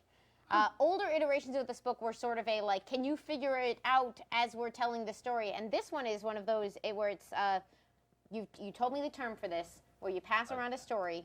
Exquisite Corpse? It's an exquisite corpse. Yeah. Well done. 10 points to So Gryffindor. Commandy Challenge is a book where a different writer and artist, basically, they do an issue, they end it on a cliffhanger, and the next team has to figure out what to do.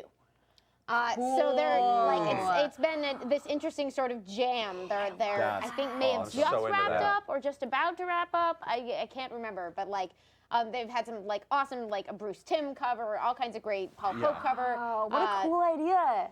I'm doing that with my little 11-year-old niece right now, like because she wants to be a writer and she found out that her uncle in Los Angeles writes for a living, more or less, and she's like, "Oh, that's so fun." I was like, "Hey, you know what? Why don't you?"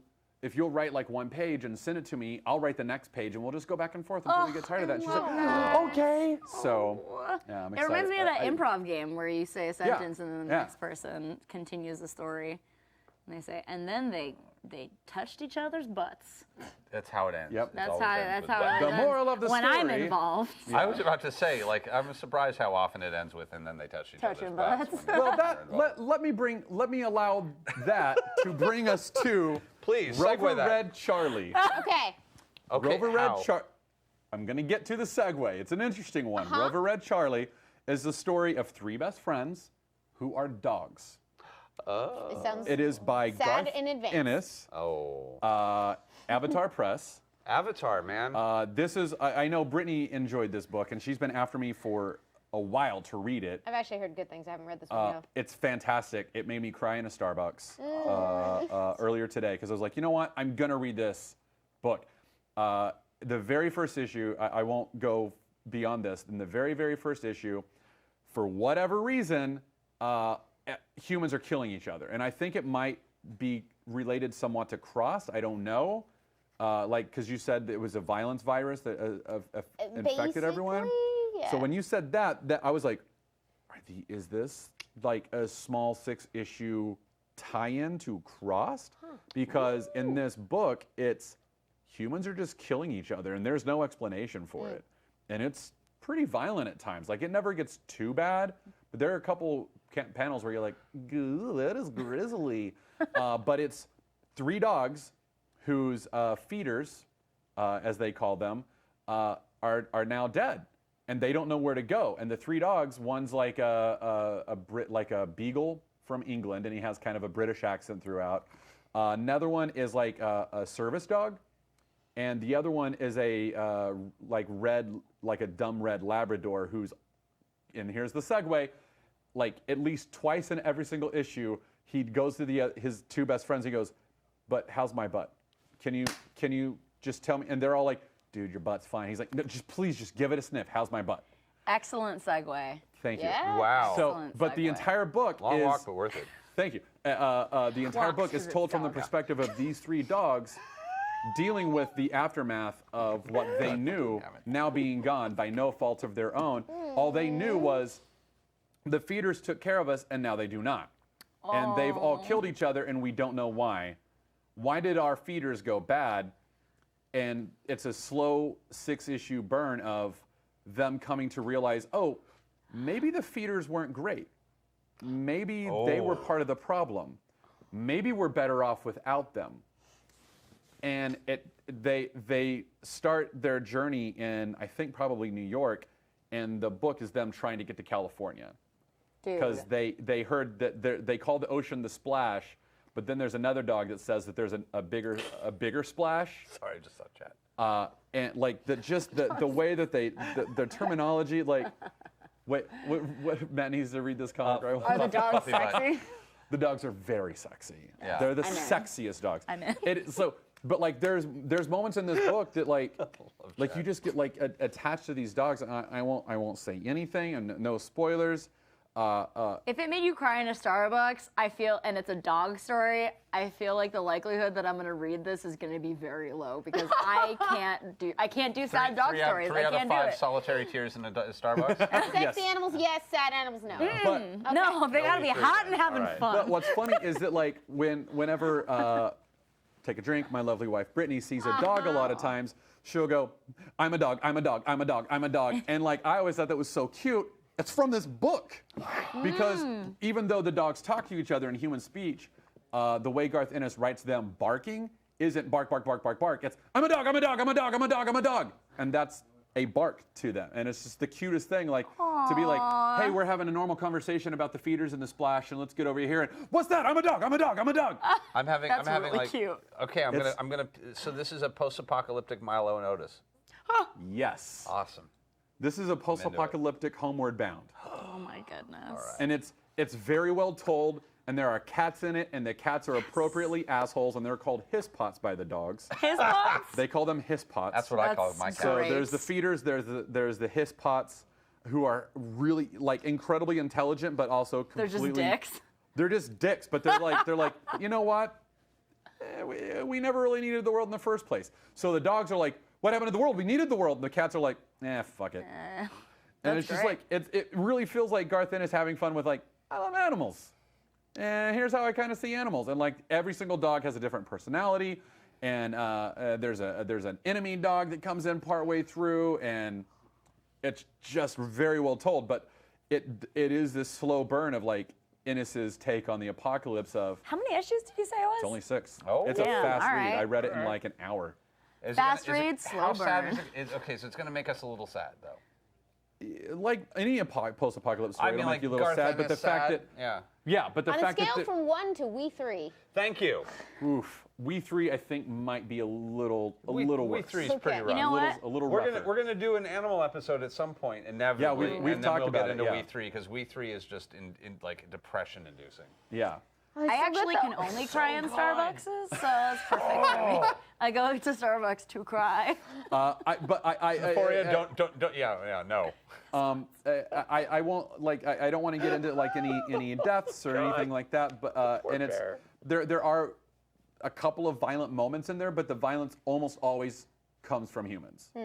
And that's not even saying like violence perpetrated on animals. Like the violence is typically just on humans. But like it's the sadness of like it's essentially like our owners are gone. So like as a pet owner, I'm like reading this from the perspective of my cats. Like Right. No.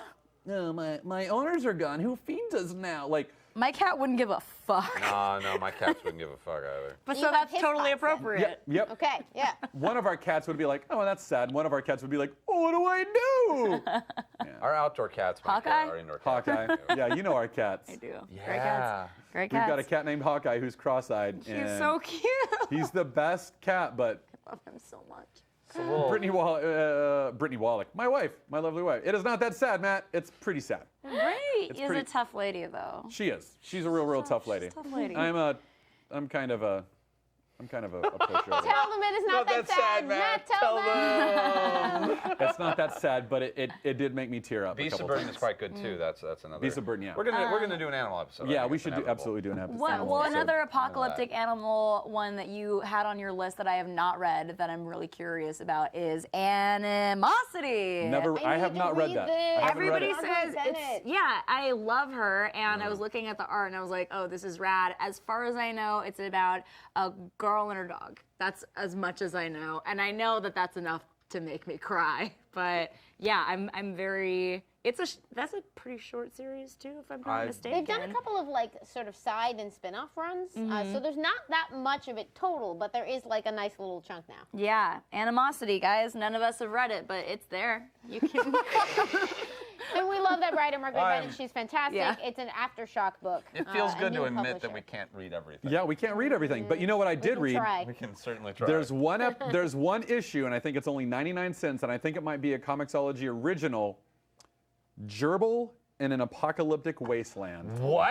What is this? It's one issue, and it's a gerbil in a gerbil ball, and the apocalypse has happened, and it's a decimated wasteland. That is an amazing sounds title. amazing. I'm in. The title. Gerbil in an apocalyptic It's wasteland. the fact that he's in a gerbil ball that really has me yeah, and he's intrigued. he's like a badass That's ninja like- that's- gerbil in a Oh, what? gerbil ball. He's not That's like a just trauma a title. gerbil. That's so good. No, Yeah? he's in the gerbil ball, and like the very first image is you see a scorpion, and then you see the gerbil ball fall on it, and the frame after it, and smush the scorpion. Damn. And it says gerbil. Then you turn the page, and it's like the gerbil like crawling towards a decimated city in an apocalyptic wasteland. You turn the page, and then you see what's going on in the my city. God. Nice. And there's these 3 doofuses who have teamed up and are taking tolls on a road, and the gerbil comes up. They're like, "What is that, a hamster?" "No, man, I think it's a guinea pig." They're like, "Whatever, we're gonna charge to cross our road." They're like, "Listen, gerbil, you gotta pay up." And the gerbil kicks their asses. They mess with the wrong gerbil. They mess with the wrong gerbil, and then they're all like, "Yeah, I think the gerbil's our leader now."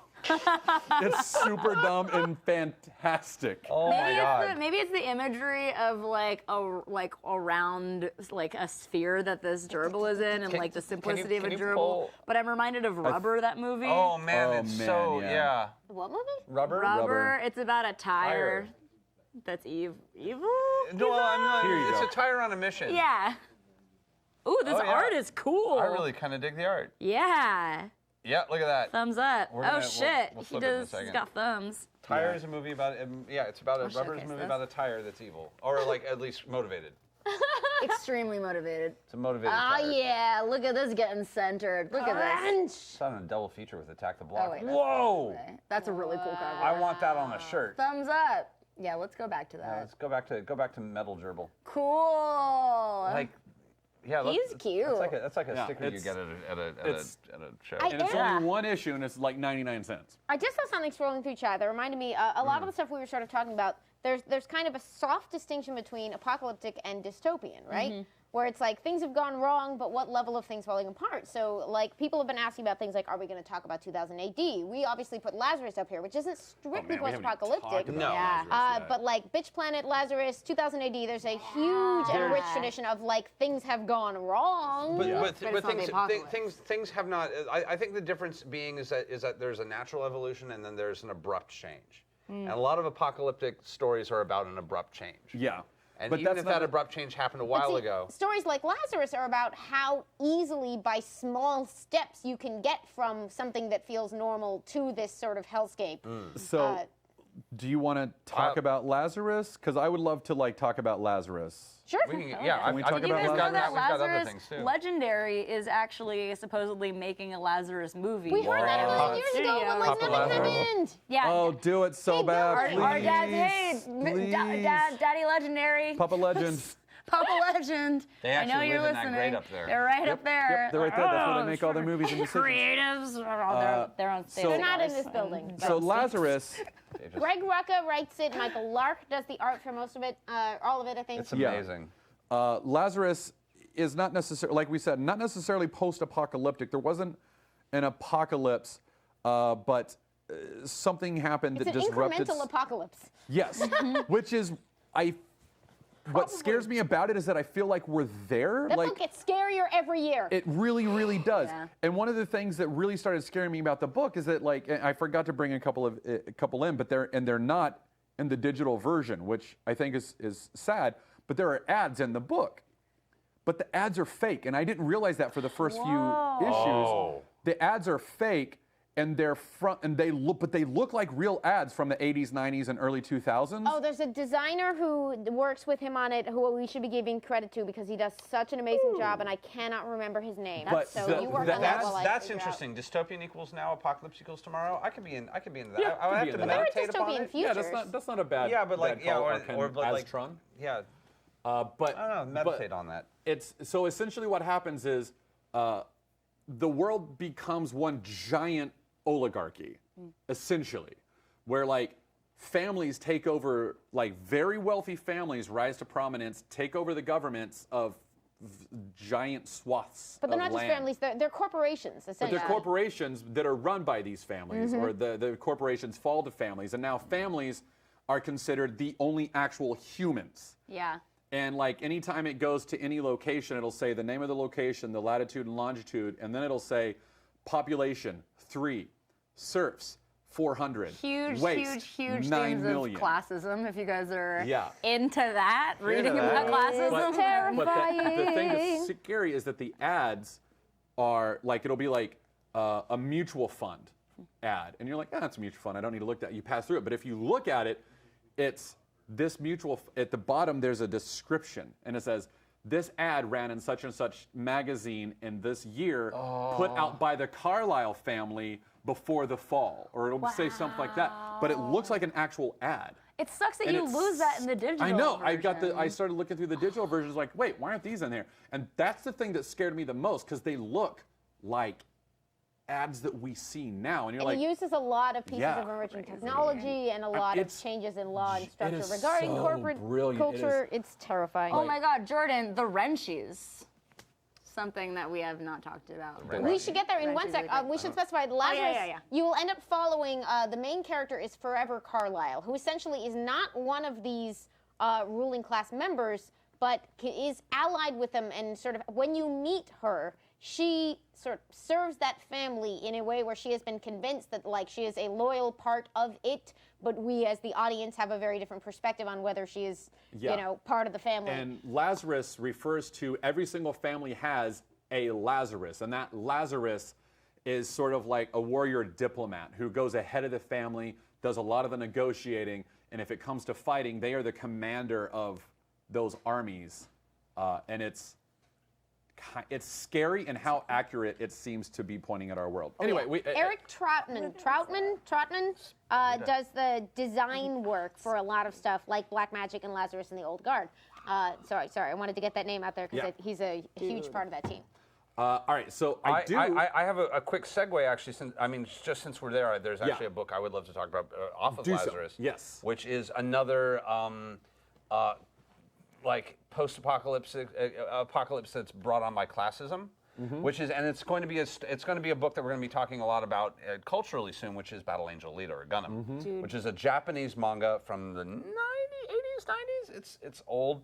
It's early 90s, like early as like maybe 1990. I've even. never looked through it before, and it's stunning. It's It is so. I'm trying to find like so the perfect image to find for it. This is a book. I mean, I know. That one's great. Here, this is great because you get That to one's see. That's great. perfect, yeah. This is perfect because you. So, one of the things that's happened in this world, I'm so excited for this movie, I will admit, is that anybody who has any wealth of any kind has basically moved to these giant flying cities. And everybody else who isn't in the giant flying city, there we go, I know it's a black and white comic, so it's really hard to see, basically lives in the garbage pile that drops from the giant flying. You can see it's chained, God. and there's just the giant pile of garbage that everyone picks through to try and make enough money to move to the city. Wow. And the story takes place in like this, again, something went wrong, chunk of Colorado. I want to say it's Colorado Springs is where it takes. sounds like Colorado Springs. It's fascinating because while it is a Japanese manga, it's very international. It's designed to be a very big story, and it's designed to be a lot about the notion of humanity and the notion of like how we treat each other. And I am very excited. I also know that a lot of people are like iffy on some of the design choices, but like I'm nerdy enough onto this where I'm like, I know why they're doing it. I'm really excited and I don't want to spoil. Has she been cast Look yet? at this page too. Look at this amazing. Oh yeah, I mean like there's a trailer for this already out. Oh, really? Yeah. Behind the I will times. show You gotta check it out. Are people happy with the casting? People are middly, but I think there's a lot of interesting reasons why people are middly, and I'm willing to wait because again, like it's interesting because while it is a Japanese property, it was always designed to be very international, and I don't want to spoil anything, but she looks very anime, Yeah. like augmented. But there's a reason I don't want to get into why she looks weird. All That's right. like kind of cool if they do it, but like it's definitely going to be one of those things where it's either going to be like the right moment and everyone's going to be into it, or it's going to be the wrong moment and like 10 years, if it's good 10 years from now, people are like, wow, that was really good. Why the fuck are we not? So we'll see. Because they'll be able to see it as a movie. We need to get to the and not- Daily Wednesday. Animated. It's time for Time for the Daily Wednesday. Wednesday.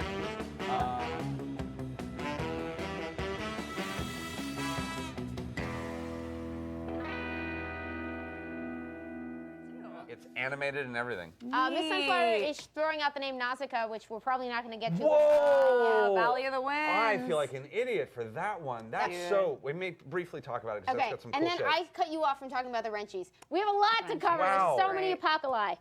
Also, I wanted to, one last book I want to throw out, Infinite Horizon, Jerry Dugan, is Haven't read it. haven't read it. it's a modern retelling of the Odyssey in a post-apocalyptic world. Brilliant. Absolutely brilliant. Very, very subtle in what like the apocalypse is. It's like all the natural resources went away, China got upset, blew up a lot of satellites, telecommunications down, go. Wow. Oh man. Anyway, Let's see. Welcome to the Daily Wednesday.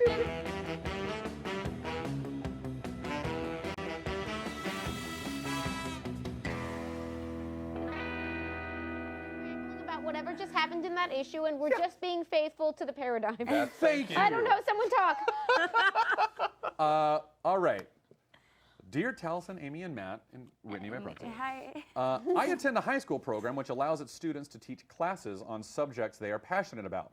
Neat. Last year, I was inspired by the Wednesday Club to teach a class on the history of the X-Men as a metaphor for various social movements. Wow. Thanks to your Legion episode, I was even able to Whoa. incorporate portions of the show into the curriculum. Whoa! I am happy to report that it was a hit. Woo! As a lifelong comics fan, thank you for creating such a fun and informative way to introduce new people to the medium. Sincerely, Aaron, age 17. Aaron! Guys, that is amazing. The Legion amazing. episode. Wow, that's a That was callback. that was our second episode, Second. I think. That was way early on. So yeah, congratulations, and that's Yep. such a great topic, like the X-Men, like as a social sort of commentary and everything. I think that's great. So I'm gonna read this one. This one is from Olivia. Hello, lovely host. Just wanted to write in to say that Whitney Moore is the cutest and coolest host you've yeah. ever had on. Are you? Wow. When did you get this? I don't. You don't need to see it. I don't need to see Okay, it. you read it. No, well. Just before, I would like to say that Alan Moore is the sweetest and cute. Wait, no, hold on. Hello, lovely host. Just before your episode on Alan Moore, I had actually picked up volume 2 of Saga of the Swamp Thing from the Nice. library. Yes. That is how you do it. Well done. nice. After how fondly you talked about the book, I made sure to read it right away. I devoured the entire volume in one sitting, was blown away. Aha! It starts with the issue, The Burial, and ends with the aforementioned Rite of Spring. Oh my God, yes. I can't thank you guys enough for exposing me to such an amazing book. It is has to be some of the best storytelling I've ever read. It is so good. They also went back and tied in House of Secrets 92 by Len Wein and Bernie Wrightson, which was a lot of fun for me because it was the first Swamp Thing story I'd ever read at Amy's suggestion. Well done, you. Aw. Related to this week's theme, I'm going British. I've got the first issue of Gotham City Garage. I'm so glad you brought that up. So yeah. good. I was curious about the premise, and of course, you can't go wrong showing support for the Geek and Sundry family. It is, of course, written by Jack Lansing and Colin Kelly. Yes. It's so fun. Friends of everybody. Friends of the show. Friends of Yeah. Friends of the friends. all of them. While the issue took me a reread to sort of acclimate to the environment, I feel you on that. I thought the story was very engaging, and I'm excited to read more. What other books, Vertigo or otherwise, would you recommend to someone who is currently consuming as much Swamp Thing and Sandman as they can get their hands on? Thanks, and much love, Olivia, a.k.a. Meaning of Night. Nice. Good letter. Saga Thank of you. Swamp Thing. Great. Man. Like, if you wanted to go Hell- more I mean, horror, Hellblazer, Hellblazer would be that was my more first thought, Very yeah. natural horror-esque. Man, I gotta think about that. That's like After Sandman, you could go to Unwritten, which is a Vertigo book I love a lot. Fables. Fables. Fables. We're gonna be doing a thing on it. Yeah. Yep. Yep. Yeah. Follow those authors to their other work. For instance, Yes. now that you've seen the Alan Moore episode, you might want to jump into Promethea. Prometheus is a lot I of fun. cannot wait to have time to like just rip through all of that. It's so good. It ends in such a space. And tell us what you think. Yeah. Thank you so much. Cool letter. I Amy? love this. I love this. Thank you. We have fun. This section. We have stuff. Letter column. I'm still blown away by that. That girl I got to teach. That's so cool. Yeah. So What a cool program. Also. Aaron. Aaron, AA or E? Aaron. I like that. I like that Aaron. spelling of Aaron. It means kingly. Neat. Okay, this letter is from Shin. Dear Matt, Amy, and Taliesin, and Whitney.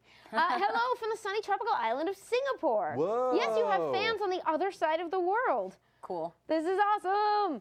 I must admit, I only very recently got into superhero comics. I grew up in Asia, so I read a lot of local cartoonists. Tell us your favorite cartoonists. Please. Yeah. If they Write are us in back and tell translation. And the usual kid comic strips like Peanuts and Garfield. There's a surprising body of work among non-Japanese Asian artists, including recent, oh, you're about to tell us, including recent Singaporean Eisner winner, Charlie Chan Hawk, I don't know if it's Chai or Chi. Does anyone know? I don't remember, but I think I know the book. CHYE. Is that It won a ton of is awards. that the Three Kingdoms book? Or? I think it's Sunny Liu. Well, okay, but my personal favorite Taiwanese author, I'm going to get this wrong, Kai Ji Zhang. takes famous historical, philosophical, or classical Chinese works such as The Romance of the Three Kingdoms or The Art of War and turns them into cartoons and manages to convey the story or principles clearly and with a touch of humor. Definitely worth a read. That sounds fantastic. That's amazing. I'm going to spell out the author's name, Caizhizhong. One of my good friends who happens to be a huge Batman fan tried to get me into Marvel DC a couple years ago. Unfortunately, the first comic she recommended which was The Killing Joke, which was an interesting introduction, to say the least. And as such, I didn't venture into the world of comics until I found Geek and Sunday and got hooked on the Wednesday Club. Thank you. Having Wednesday Club give a newbie-friendly introduction to the vast world of comics has been immensely helpful. You guys have had such knowledge and passion and love for the subject that makes every week a new adventure. The Wednesdays community is so sweet and passionate and lovely. It really helps a lonely nerd over here on the other side of the world. Oh no. Matt, your love for Doctor Strange and your gorgeous wife, Brittany. Side note, cheers, Brittany, for hanging out with us in chat and being so willing to join us in shenanigans. Is really such a delight, and you have so many fascinating insights to share. Thank you for that mind of yours and your big heart. Thank you for both of those compliments. Do I have to read the me part? My wife is Yes. Yes, you do. Do you want me to read the part for you? No, she's got to read it. I'm going to enjoy Amy, this. you are such a delightful ball of sunshine and enthusiasm and squee. It makes my day every time I see you light up about a new comic book or some wonderful concept or idea you just can't wait to share. Accurate. Hey, us too. Or when you terrify Matt and Taliesin during a 5-minute topic that turns unexpectedly dark. Accurate. Your boundless Accurate. energy is so wonderful. Do remember you have a surprising amount of internet clout. If you tell us to do things even jokingly, chances are they will be done. Oof, with great power, right? Yeah, right there. Taliesin, I'm so glad you liked your birthday gift. And I'm even more glad it got there on time. Watching you talk about comics is just amazing. I never know what you're going to say next. And you have the best and occasionally strangest stories combined with such knowledge. It's italicized. You are truly one of the most interesting people I've ever encountered. And Same. the opportunity to listen and learn is such a gift. Well, I mean, he's right about everything he says about you guys. I'm starting to ramble, so I'm going to wrap up before this devolves further. Thank you guys for being your wonderful nerdy selves, and here's to another brilliant year. And if you're wondering about what happened with my friend who recommended Killing Joke as a first comic, I got my revenge. How? I got her into Critical Role. Oh, that's so mean. Nice. That ain't cool. Says, just kidding. All the love and hugs. Shin. Oh my Oh, wow. AKA Lord. Phoenix Goth. I was going to make a joke out of my Chinese and difficult to say name, but after it got inflicted on Taliesin without any sort of pronunciation guide, I feel like I should apologize instead. It sounds like Shin. Oh. That's awesome. That is a tender letter. Man. What a guys. beautiful letter. We are- Thank you. Wow. We bring the tender, What a apparently. community. I love it. We're Grant so loving lucky. community. We're so lucky. Liz, we've got 2 more here. Oh, How are we doing on time? also, if you guys do an international comics episode, I would we love have to time be for on it both? We would like because to. I love that shit. We would love to. Excellent. We've been- I want to talk about Black Sad. Yes. Sexy animals. Sexy? Yeah. Oh, I don't want that to be my thing. No, Too too late. If it makes you feel better, I think Chloe Dykstra gave me Black Sad for my birthday a few years ago. Great comic, It is. dude. It was great. Despite the sexy animals, or maybe because of them. It's a noir comic, a really wonderful European comic that we'll talk about when we get there. I gotta remember who got me. Yeah. All right. All right. We've got 2 more. Two more. Hi, everybody. Feel free to read aloud if you're so inclined. We are inclined. Thank you. Thank you for allowing us the permission. It and is telling super us. helpful to clarify It what is, you do and don't want said. Yeah. I'm in the middle of your Alan Moore episode on VOD, and Matt's birthday cow story reminded me of my beautiful wife Jill's and my marriage proposal. Yes, please send these stories. Please, was there? We were at our favorite Indian restaurant, and we were talking about what we would do if we got married, and I laid down the ring and said, let's start planning it. Not terribly romantic. Bluff in call. Wait. As soon as I did, a person in a squirrel suit entered the restaurant, sauntering as only a human in an animal suit would. That's true. Seems wildly on topic for this particular episode as well. Yeah. Very wild and crazy guy. The whole restaurant looked up, and Jill, terrified and unblinking, says, "What did you do?" And I sat there mumbling, no, it wasn't. The squirrel walked straight to our table and then turned to the table behind us and started singing happy birthday to a 10-year-old. We both looked at each other and sighed. Jill said, "Oh, thank God." And then we began singing along while laughing.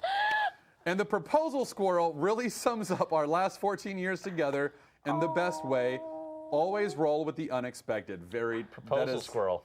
That is absolutely Weirdly works with you very, as well. Yeah, very- yeah, squirrel. Yeah, Dude, that is squirrel, yeah. cute as hell. Thanks to all you guys, and in parentheses, and everyone at Alpha, for the ability to indulge our passions even at work, in parentheses, like talk radio, without the politics and sports, close parentheses.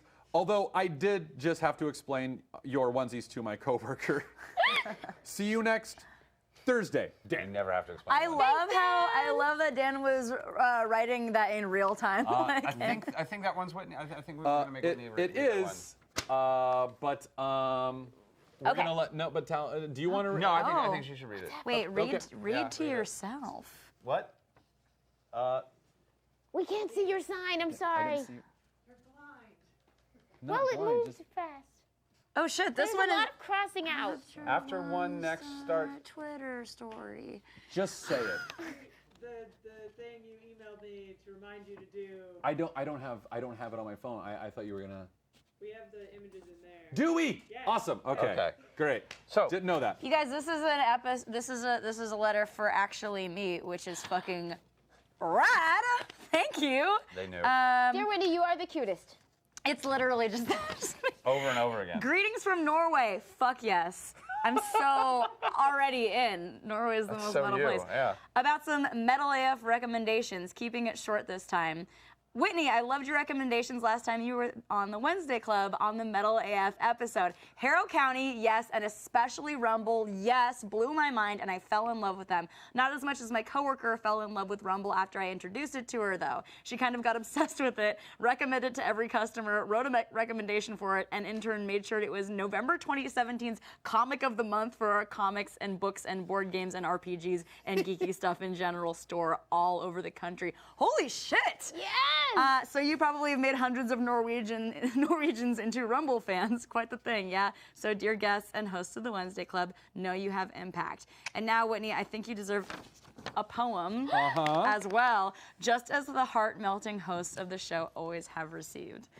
The best guest, question mark? Dude, I'm red as fuck right now. I know, I'm so into this. Written by Erland for Whitney Moore. The Wednesday Club do often have a guest, and one of those might frankly be the best. No one as greatly rocks and grooves a room, fuck yes, while bringing her merry metal doom. Nice.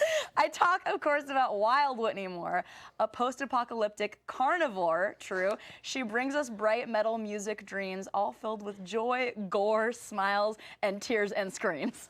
Oh, I love it. From the loyal Norwegian Wednesdaysy. Oh my God! Read this to yourself. Ireland. They can see your lips move. Sorry. Whoa. Dude, Just because it says their last name is why I was Yeah. Erland, that's so cool. I mean, it says read this to yourself, but can I read it out loud? the first name. Yeah, blank the name. Okay, it's pronounced almost as the English name Allen. My last name Tysnes is actually Oh, well. Teesness, which Whole translates. thing was to The get whole thing was to not read the last name. Sorry. I butchered it anyways. It translates to Tears Headland, which is an island in Norway where That's my family awesome. hails. I'm sorry, that's That's so extremely metal, cool. though. So metal. I've never gotten a letter before. There you Welcome go. to the Wednesday Club. Like to the ever. I don't You get even know letters. I Hope don't you know what survived the mail is. experience. How do you pay bills? You I have SAG dues. I don't understand. That's real sweet, guys. wonderful. I'm so happy. Yay. I'm like the same color as the couch. It's our blush couch. We can Blush just couch. vanish. Is Ireland type as in type error? Chat, whenever you hear that question, confirm for me Yeah, if it's TYPAERR. I think it is. Their username's on the. Oh yeah, Yeah, it's yeah. Type your bard. Type your bard. cool. Yeah. We've written poetry back and forth to Tusen each other. takk, tusen takk, takk. I like writing like little He's a limericks and good- stuff. He's a great poet. Good poet. I didn't put the pieces together. So one last thing, and I meant to do this last week, and I apologize that I forgot. one of our fans on Twitter, Maccabee Griffin, watches our show with his little boy, who I Oh, believe we're is, so sorry. is 11. I swore a lot. I'm sorry. It seems to be okay because the little boy is now trying, like, he's doing his best to draw comics and starting off to draw comics, and he created his own character named Ocean Man, and he wanted us to see Like the it. song? I don't know the song, but he created a character named Ocean Man. Yes. He is, if you can see there, he's a giant who lives underwater. He has a buoy in his hand, used as an umbrella and guiding light during the night. This is what it started to come out of my 11-year-old's imagination. Thanks to you guys. Thank you. This kid's amazing. Dude, that is so rad. This is Ocean Man. There, I'm like, there's, "You there's, what?" by the way, there's a song called Ocean Man, and like I feel like that should be the song for this. Ocean Man. Ocean Man, just take me by the hand, make you understand. Yeah. So yeah, that good song. that I wanna comes say it's from Wayne. Maccabee No, Griffin, not talking about his son Jackson. Ocean Man. Dude, So Awesome. that's incredible. You guys, what a cool show you have. what a cool Inspiring people. Wow. Thank you all for. Oh. And Dude, I, I and feel I- like- and I know we got to do the topic. I've been like, and there were so many books we didn't cover. Like I didn't. I Honestly, We didn't talk about Didn't talk- extremity. We were we going to didn't talk talk about the True Lives of the Fabulous Killjoys or Akira, but like there's Akira. There's Yep. so many good ones. Honestly, Amy, I feel like this is what the poll like was trying to be. It was like the prequel to this show, and you guys nailed Thank it. you to whoever tweeted at me to be like, the whole Wednesday Club should remember the poll, but you tweeted me a video of me on. I'm like, I do remember it, but thank Alex you. Lobo, thank you. It Alex was Lobo, thank very, you for very knowing the song. sweet. We had a good time. Yeah, I like the poll. Okay, so speaking, here's a segue. The Wrenchies was the comic I learned about on the poll, and I got the book, and I haven't finished it yet, but it is a great post-apocalyptic comic about a bunch of kids. And Feral Dalrymple, yeah? yeah, Feral Dalrymple. I never say her name right, but she's rad, and Yeah. okay. I have no idea what Feral Dalrymple's gender is, and I think I had been making assumptions, and I had no idea. I also made an assumption, but you know what? It's such a beautiful name. I'm just gonna assume that whoever this person is just a mythical creature, because that's the kind of name that is. No, it's like you're a doctor. Go to the Sounds mountain like a and Doctor seek Who for Feral companion. Dalrymple. Yes. Yeah, it's a Doctor Who companion. Anyways, Slippy Wrenchies, Dude, by the great. way, yes, please make Ocean Man fan art. Please make Yes. Ocean Man fan art. I would love to this see some idea. Ocean Man I fan want to see art. some Ocean Man fan art. All right, we need to do our 5-minute Yeah. one shot. I'm Feral looking Dalrymple for is the definitely topic. a boy. It's got to be in here somewhere. I'm now thinking about like other characters in the Ocean Man canon, and it's getting weird. Farrell, I know you're watching this, and I'm sorry. You were a boy, The and Bergian. I was thinking, Okay. I was immediately going Desert Lady and Tundra Boy, but you know, ooh, I know. Tundra Boy. Tundra Boy. What team does Ocean Man belong to? I think that he and Super Desert team. Lady have it, and Tundra Boy just kind of has to like ferret between the center of them. Okay, Okay. wait, hold on. Sorry. Topic. Are we ready? I Four? don't. Is this gonna make me pull my hair? Maybe. Okay. Are we ready for this? Is the Wednesday Club 5-minute topic. Every week we get y'all to challenge us to answer in the space of 5 minutes a question of your choice, sometimes relating to our theme. In today's post-apocalyptic comics, so our topic comes from Board to Seth 87, and the question is, for Matt, for Whitney, for Taliesin, for Amy, if you could have any comic character as a sidekick / best friend in the apocalypse, who and why? I'm not gonna say Doctor Strange. I mean, Thor. Definitely. Okay. Bring the rain. I just want him as my companion, whether it's the apocalypse or not. That's like, it's Thor. Fair I want to enough. hang out with him. Whitney and Odinson off into the wasteland. Yeah. So if you could have any superhero as a best friend, Any and comic traveling character any as a comic character. sidekick / best friend in the apocalypse. Who and why? Tank Girl. Oh. Tank Girl. Some weird hybrid of Tank Girl and Thor. Tank Thor. Tank Thor. See, the practical answer for me would be to reach into like modern X-Men continuity and grab Hope Summers, who was yeah. actually a baby born in the present who was then like targeted for assassination, and Cable went on the run with her into the apocalyptic future. And every time they had, like, their pursuer was catching up to them, they had to jump further forward.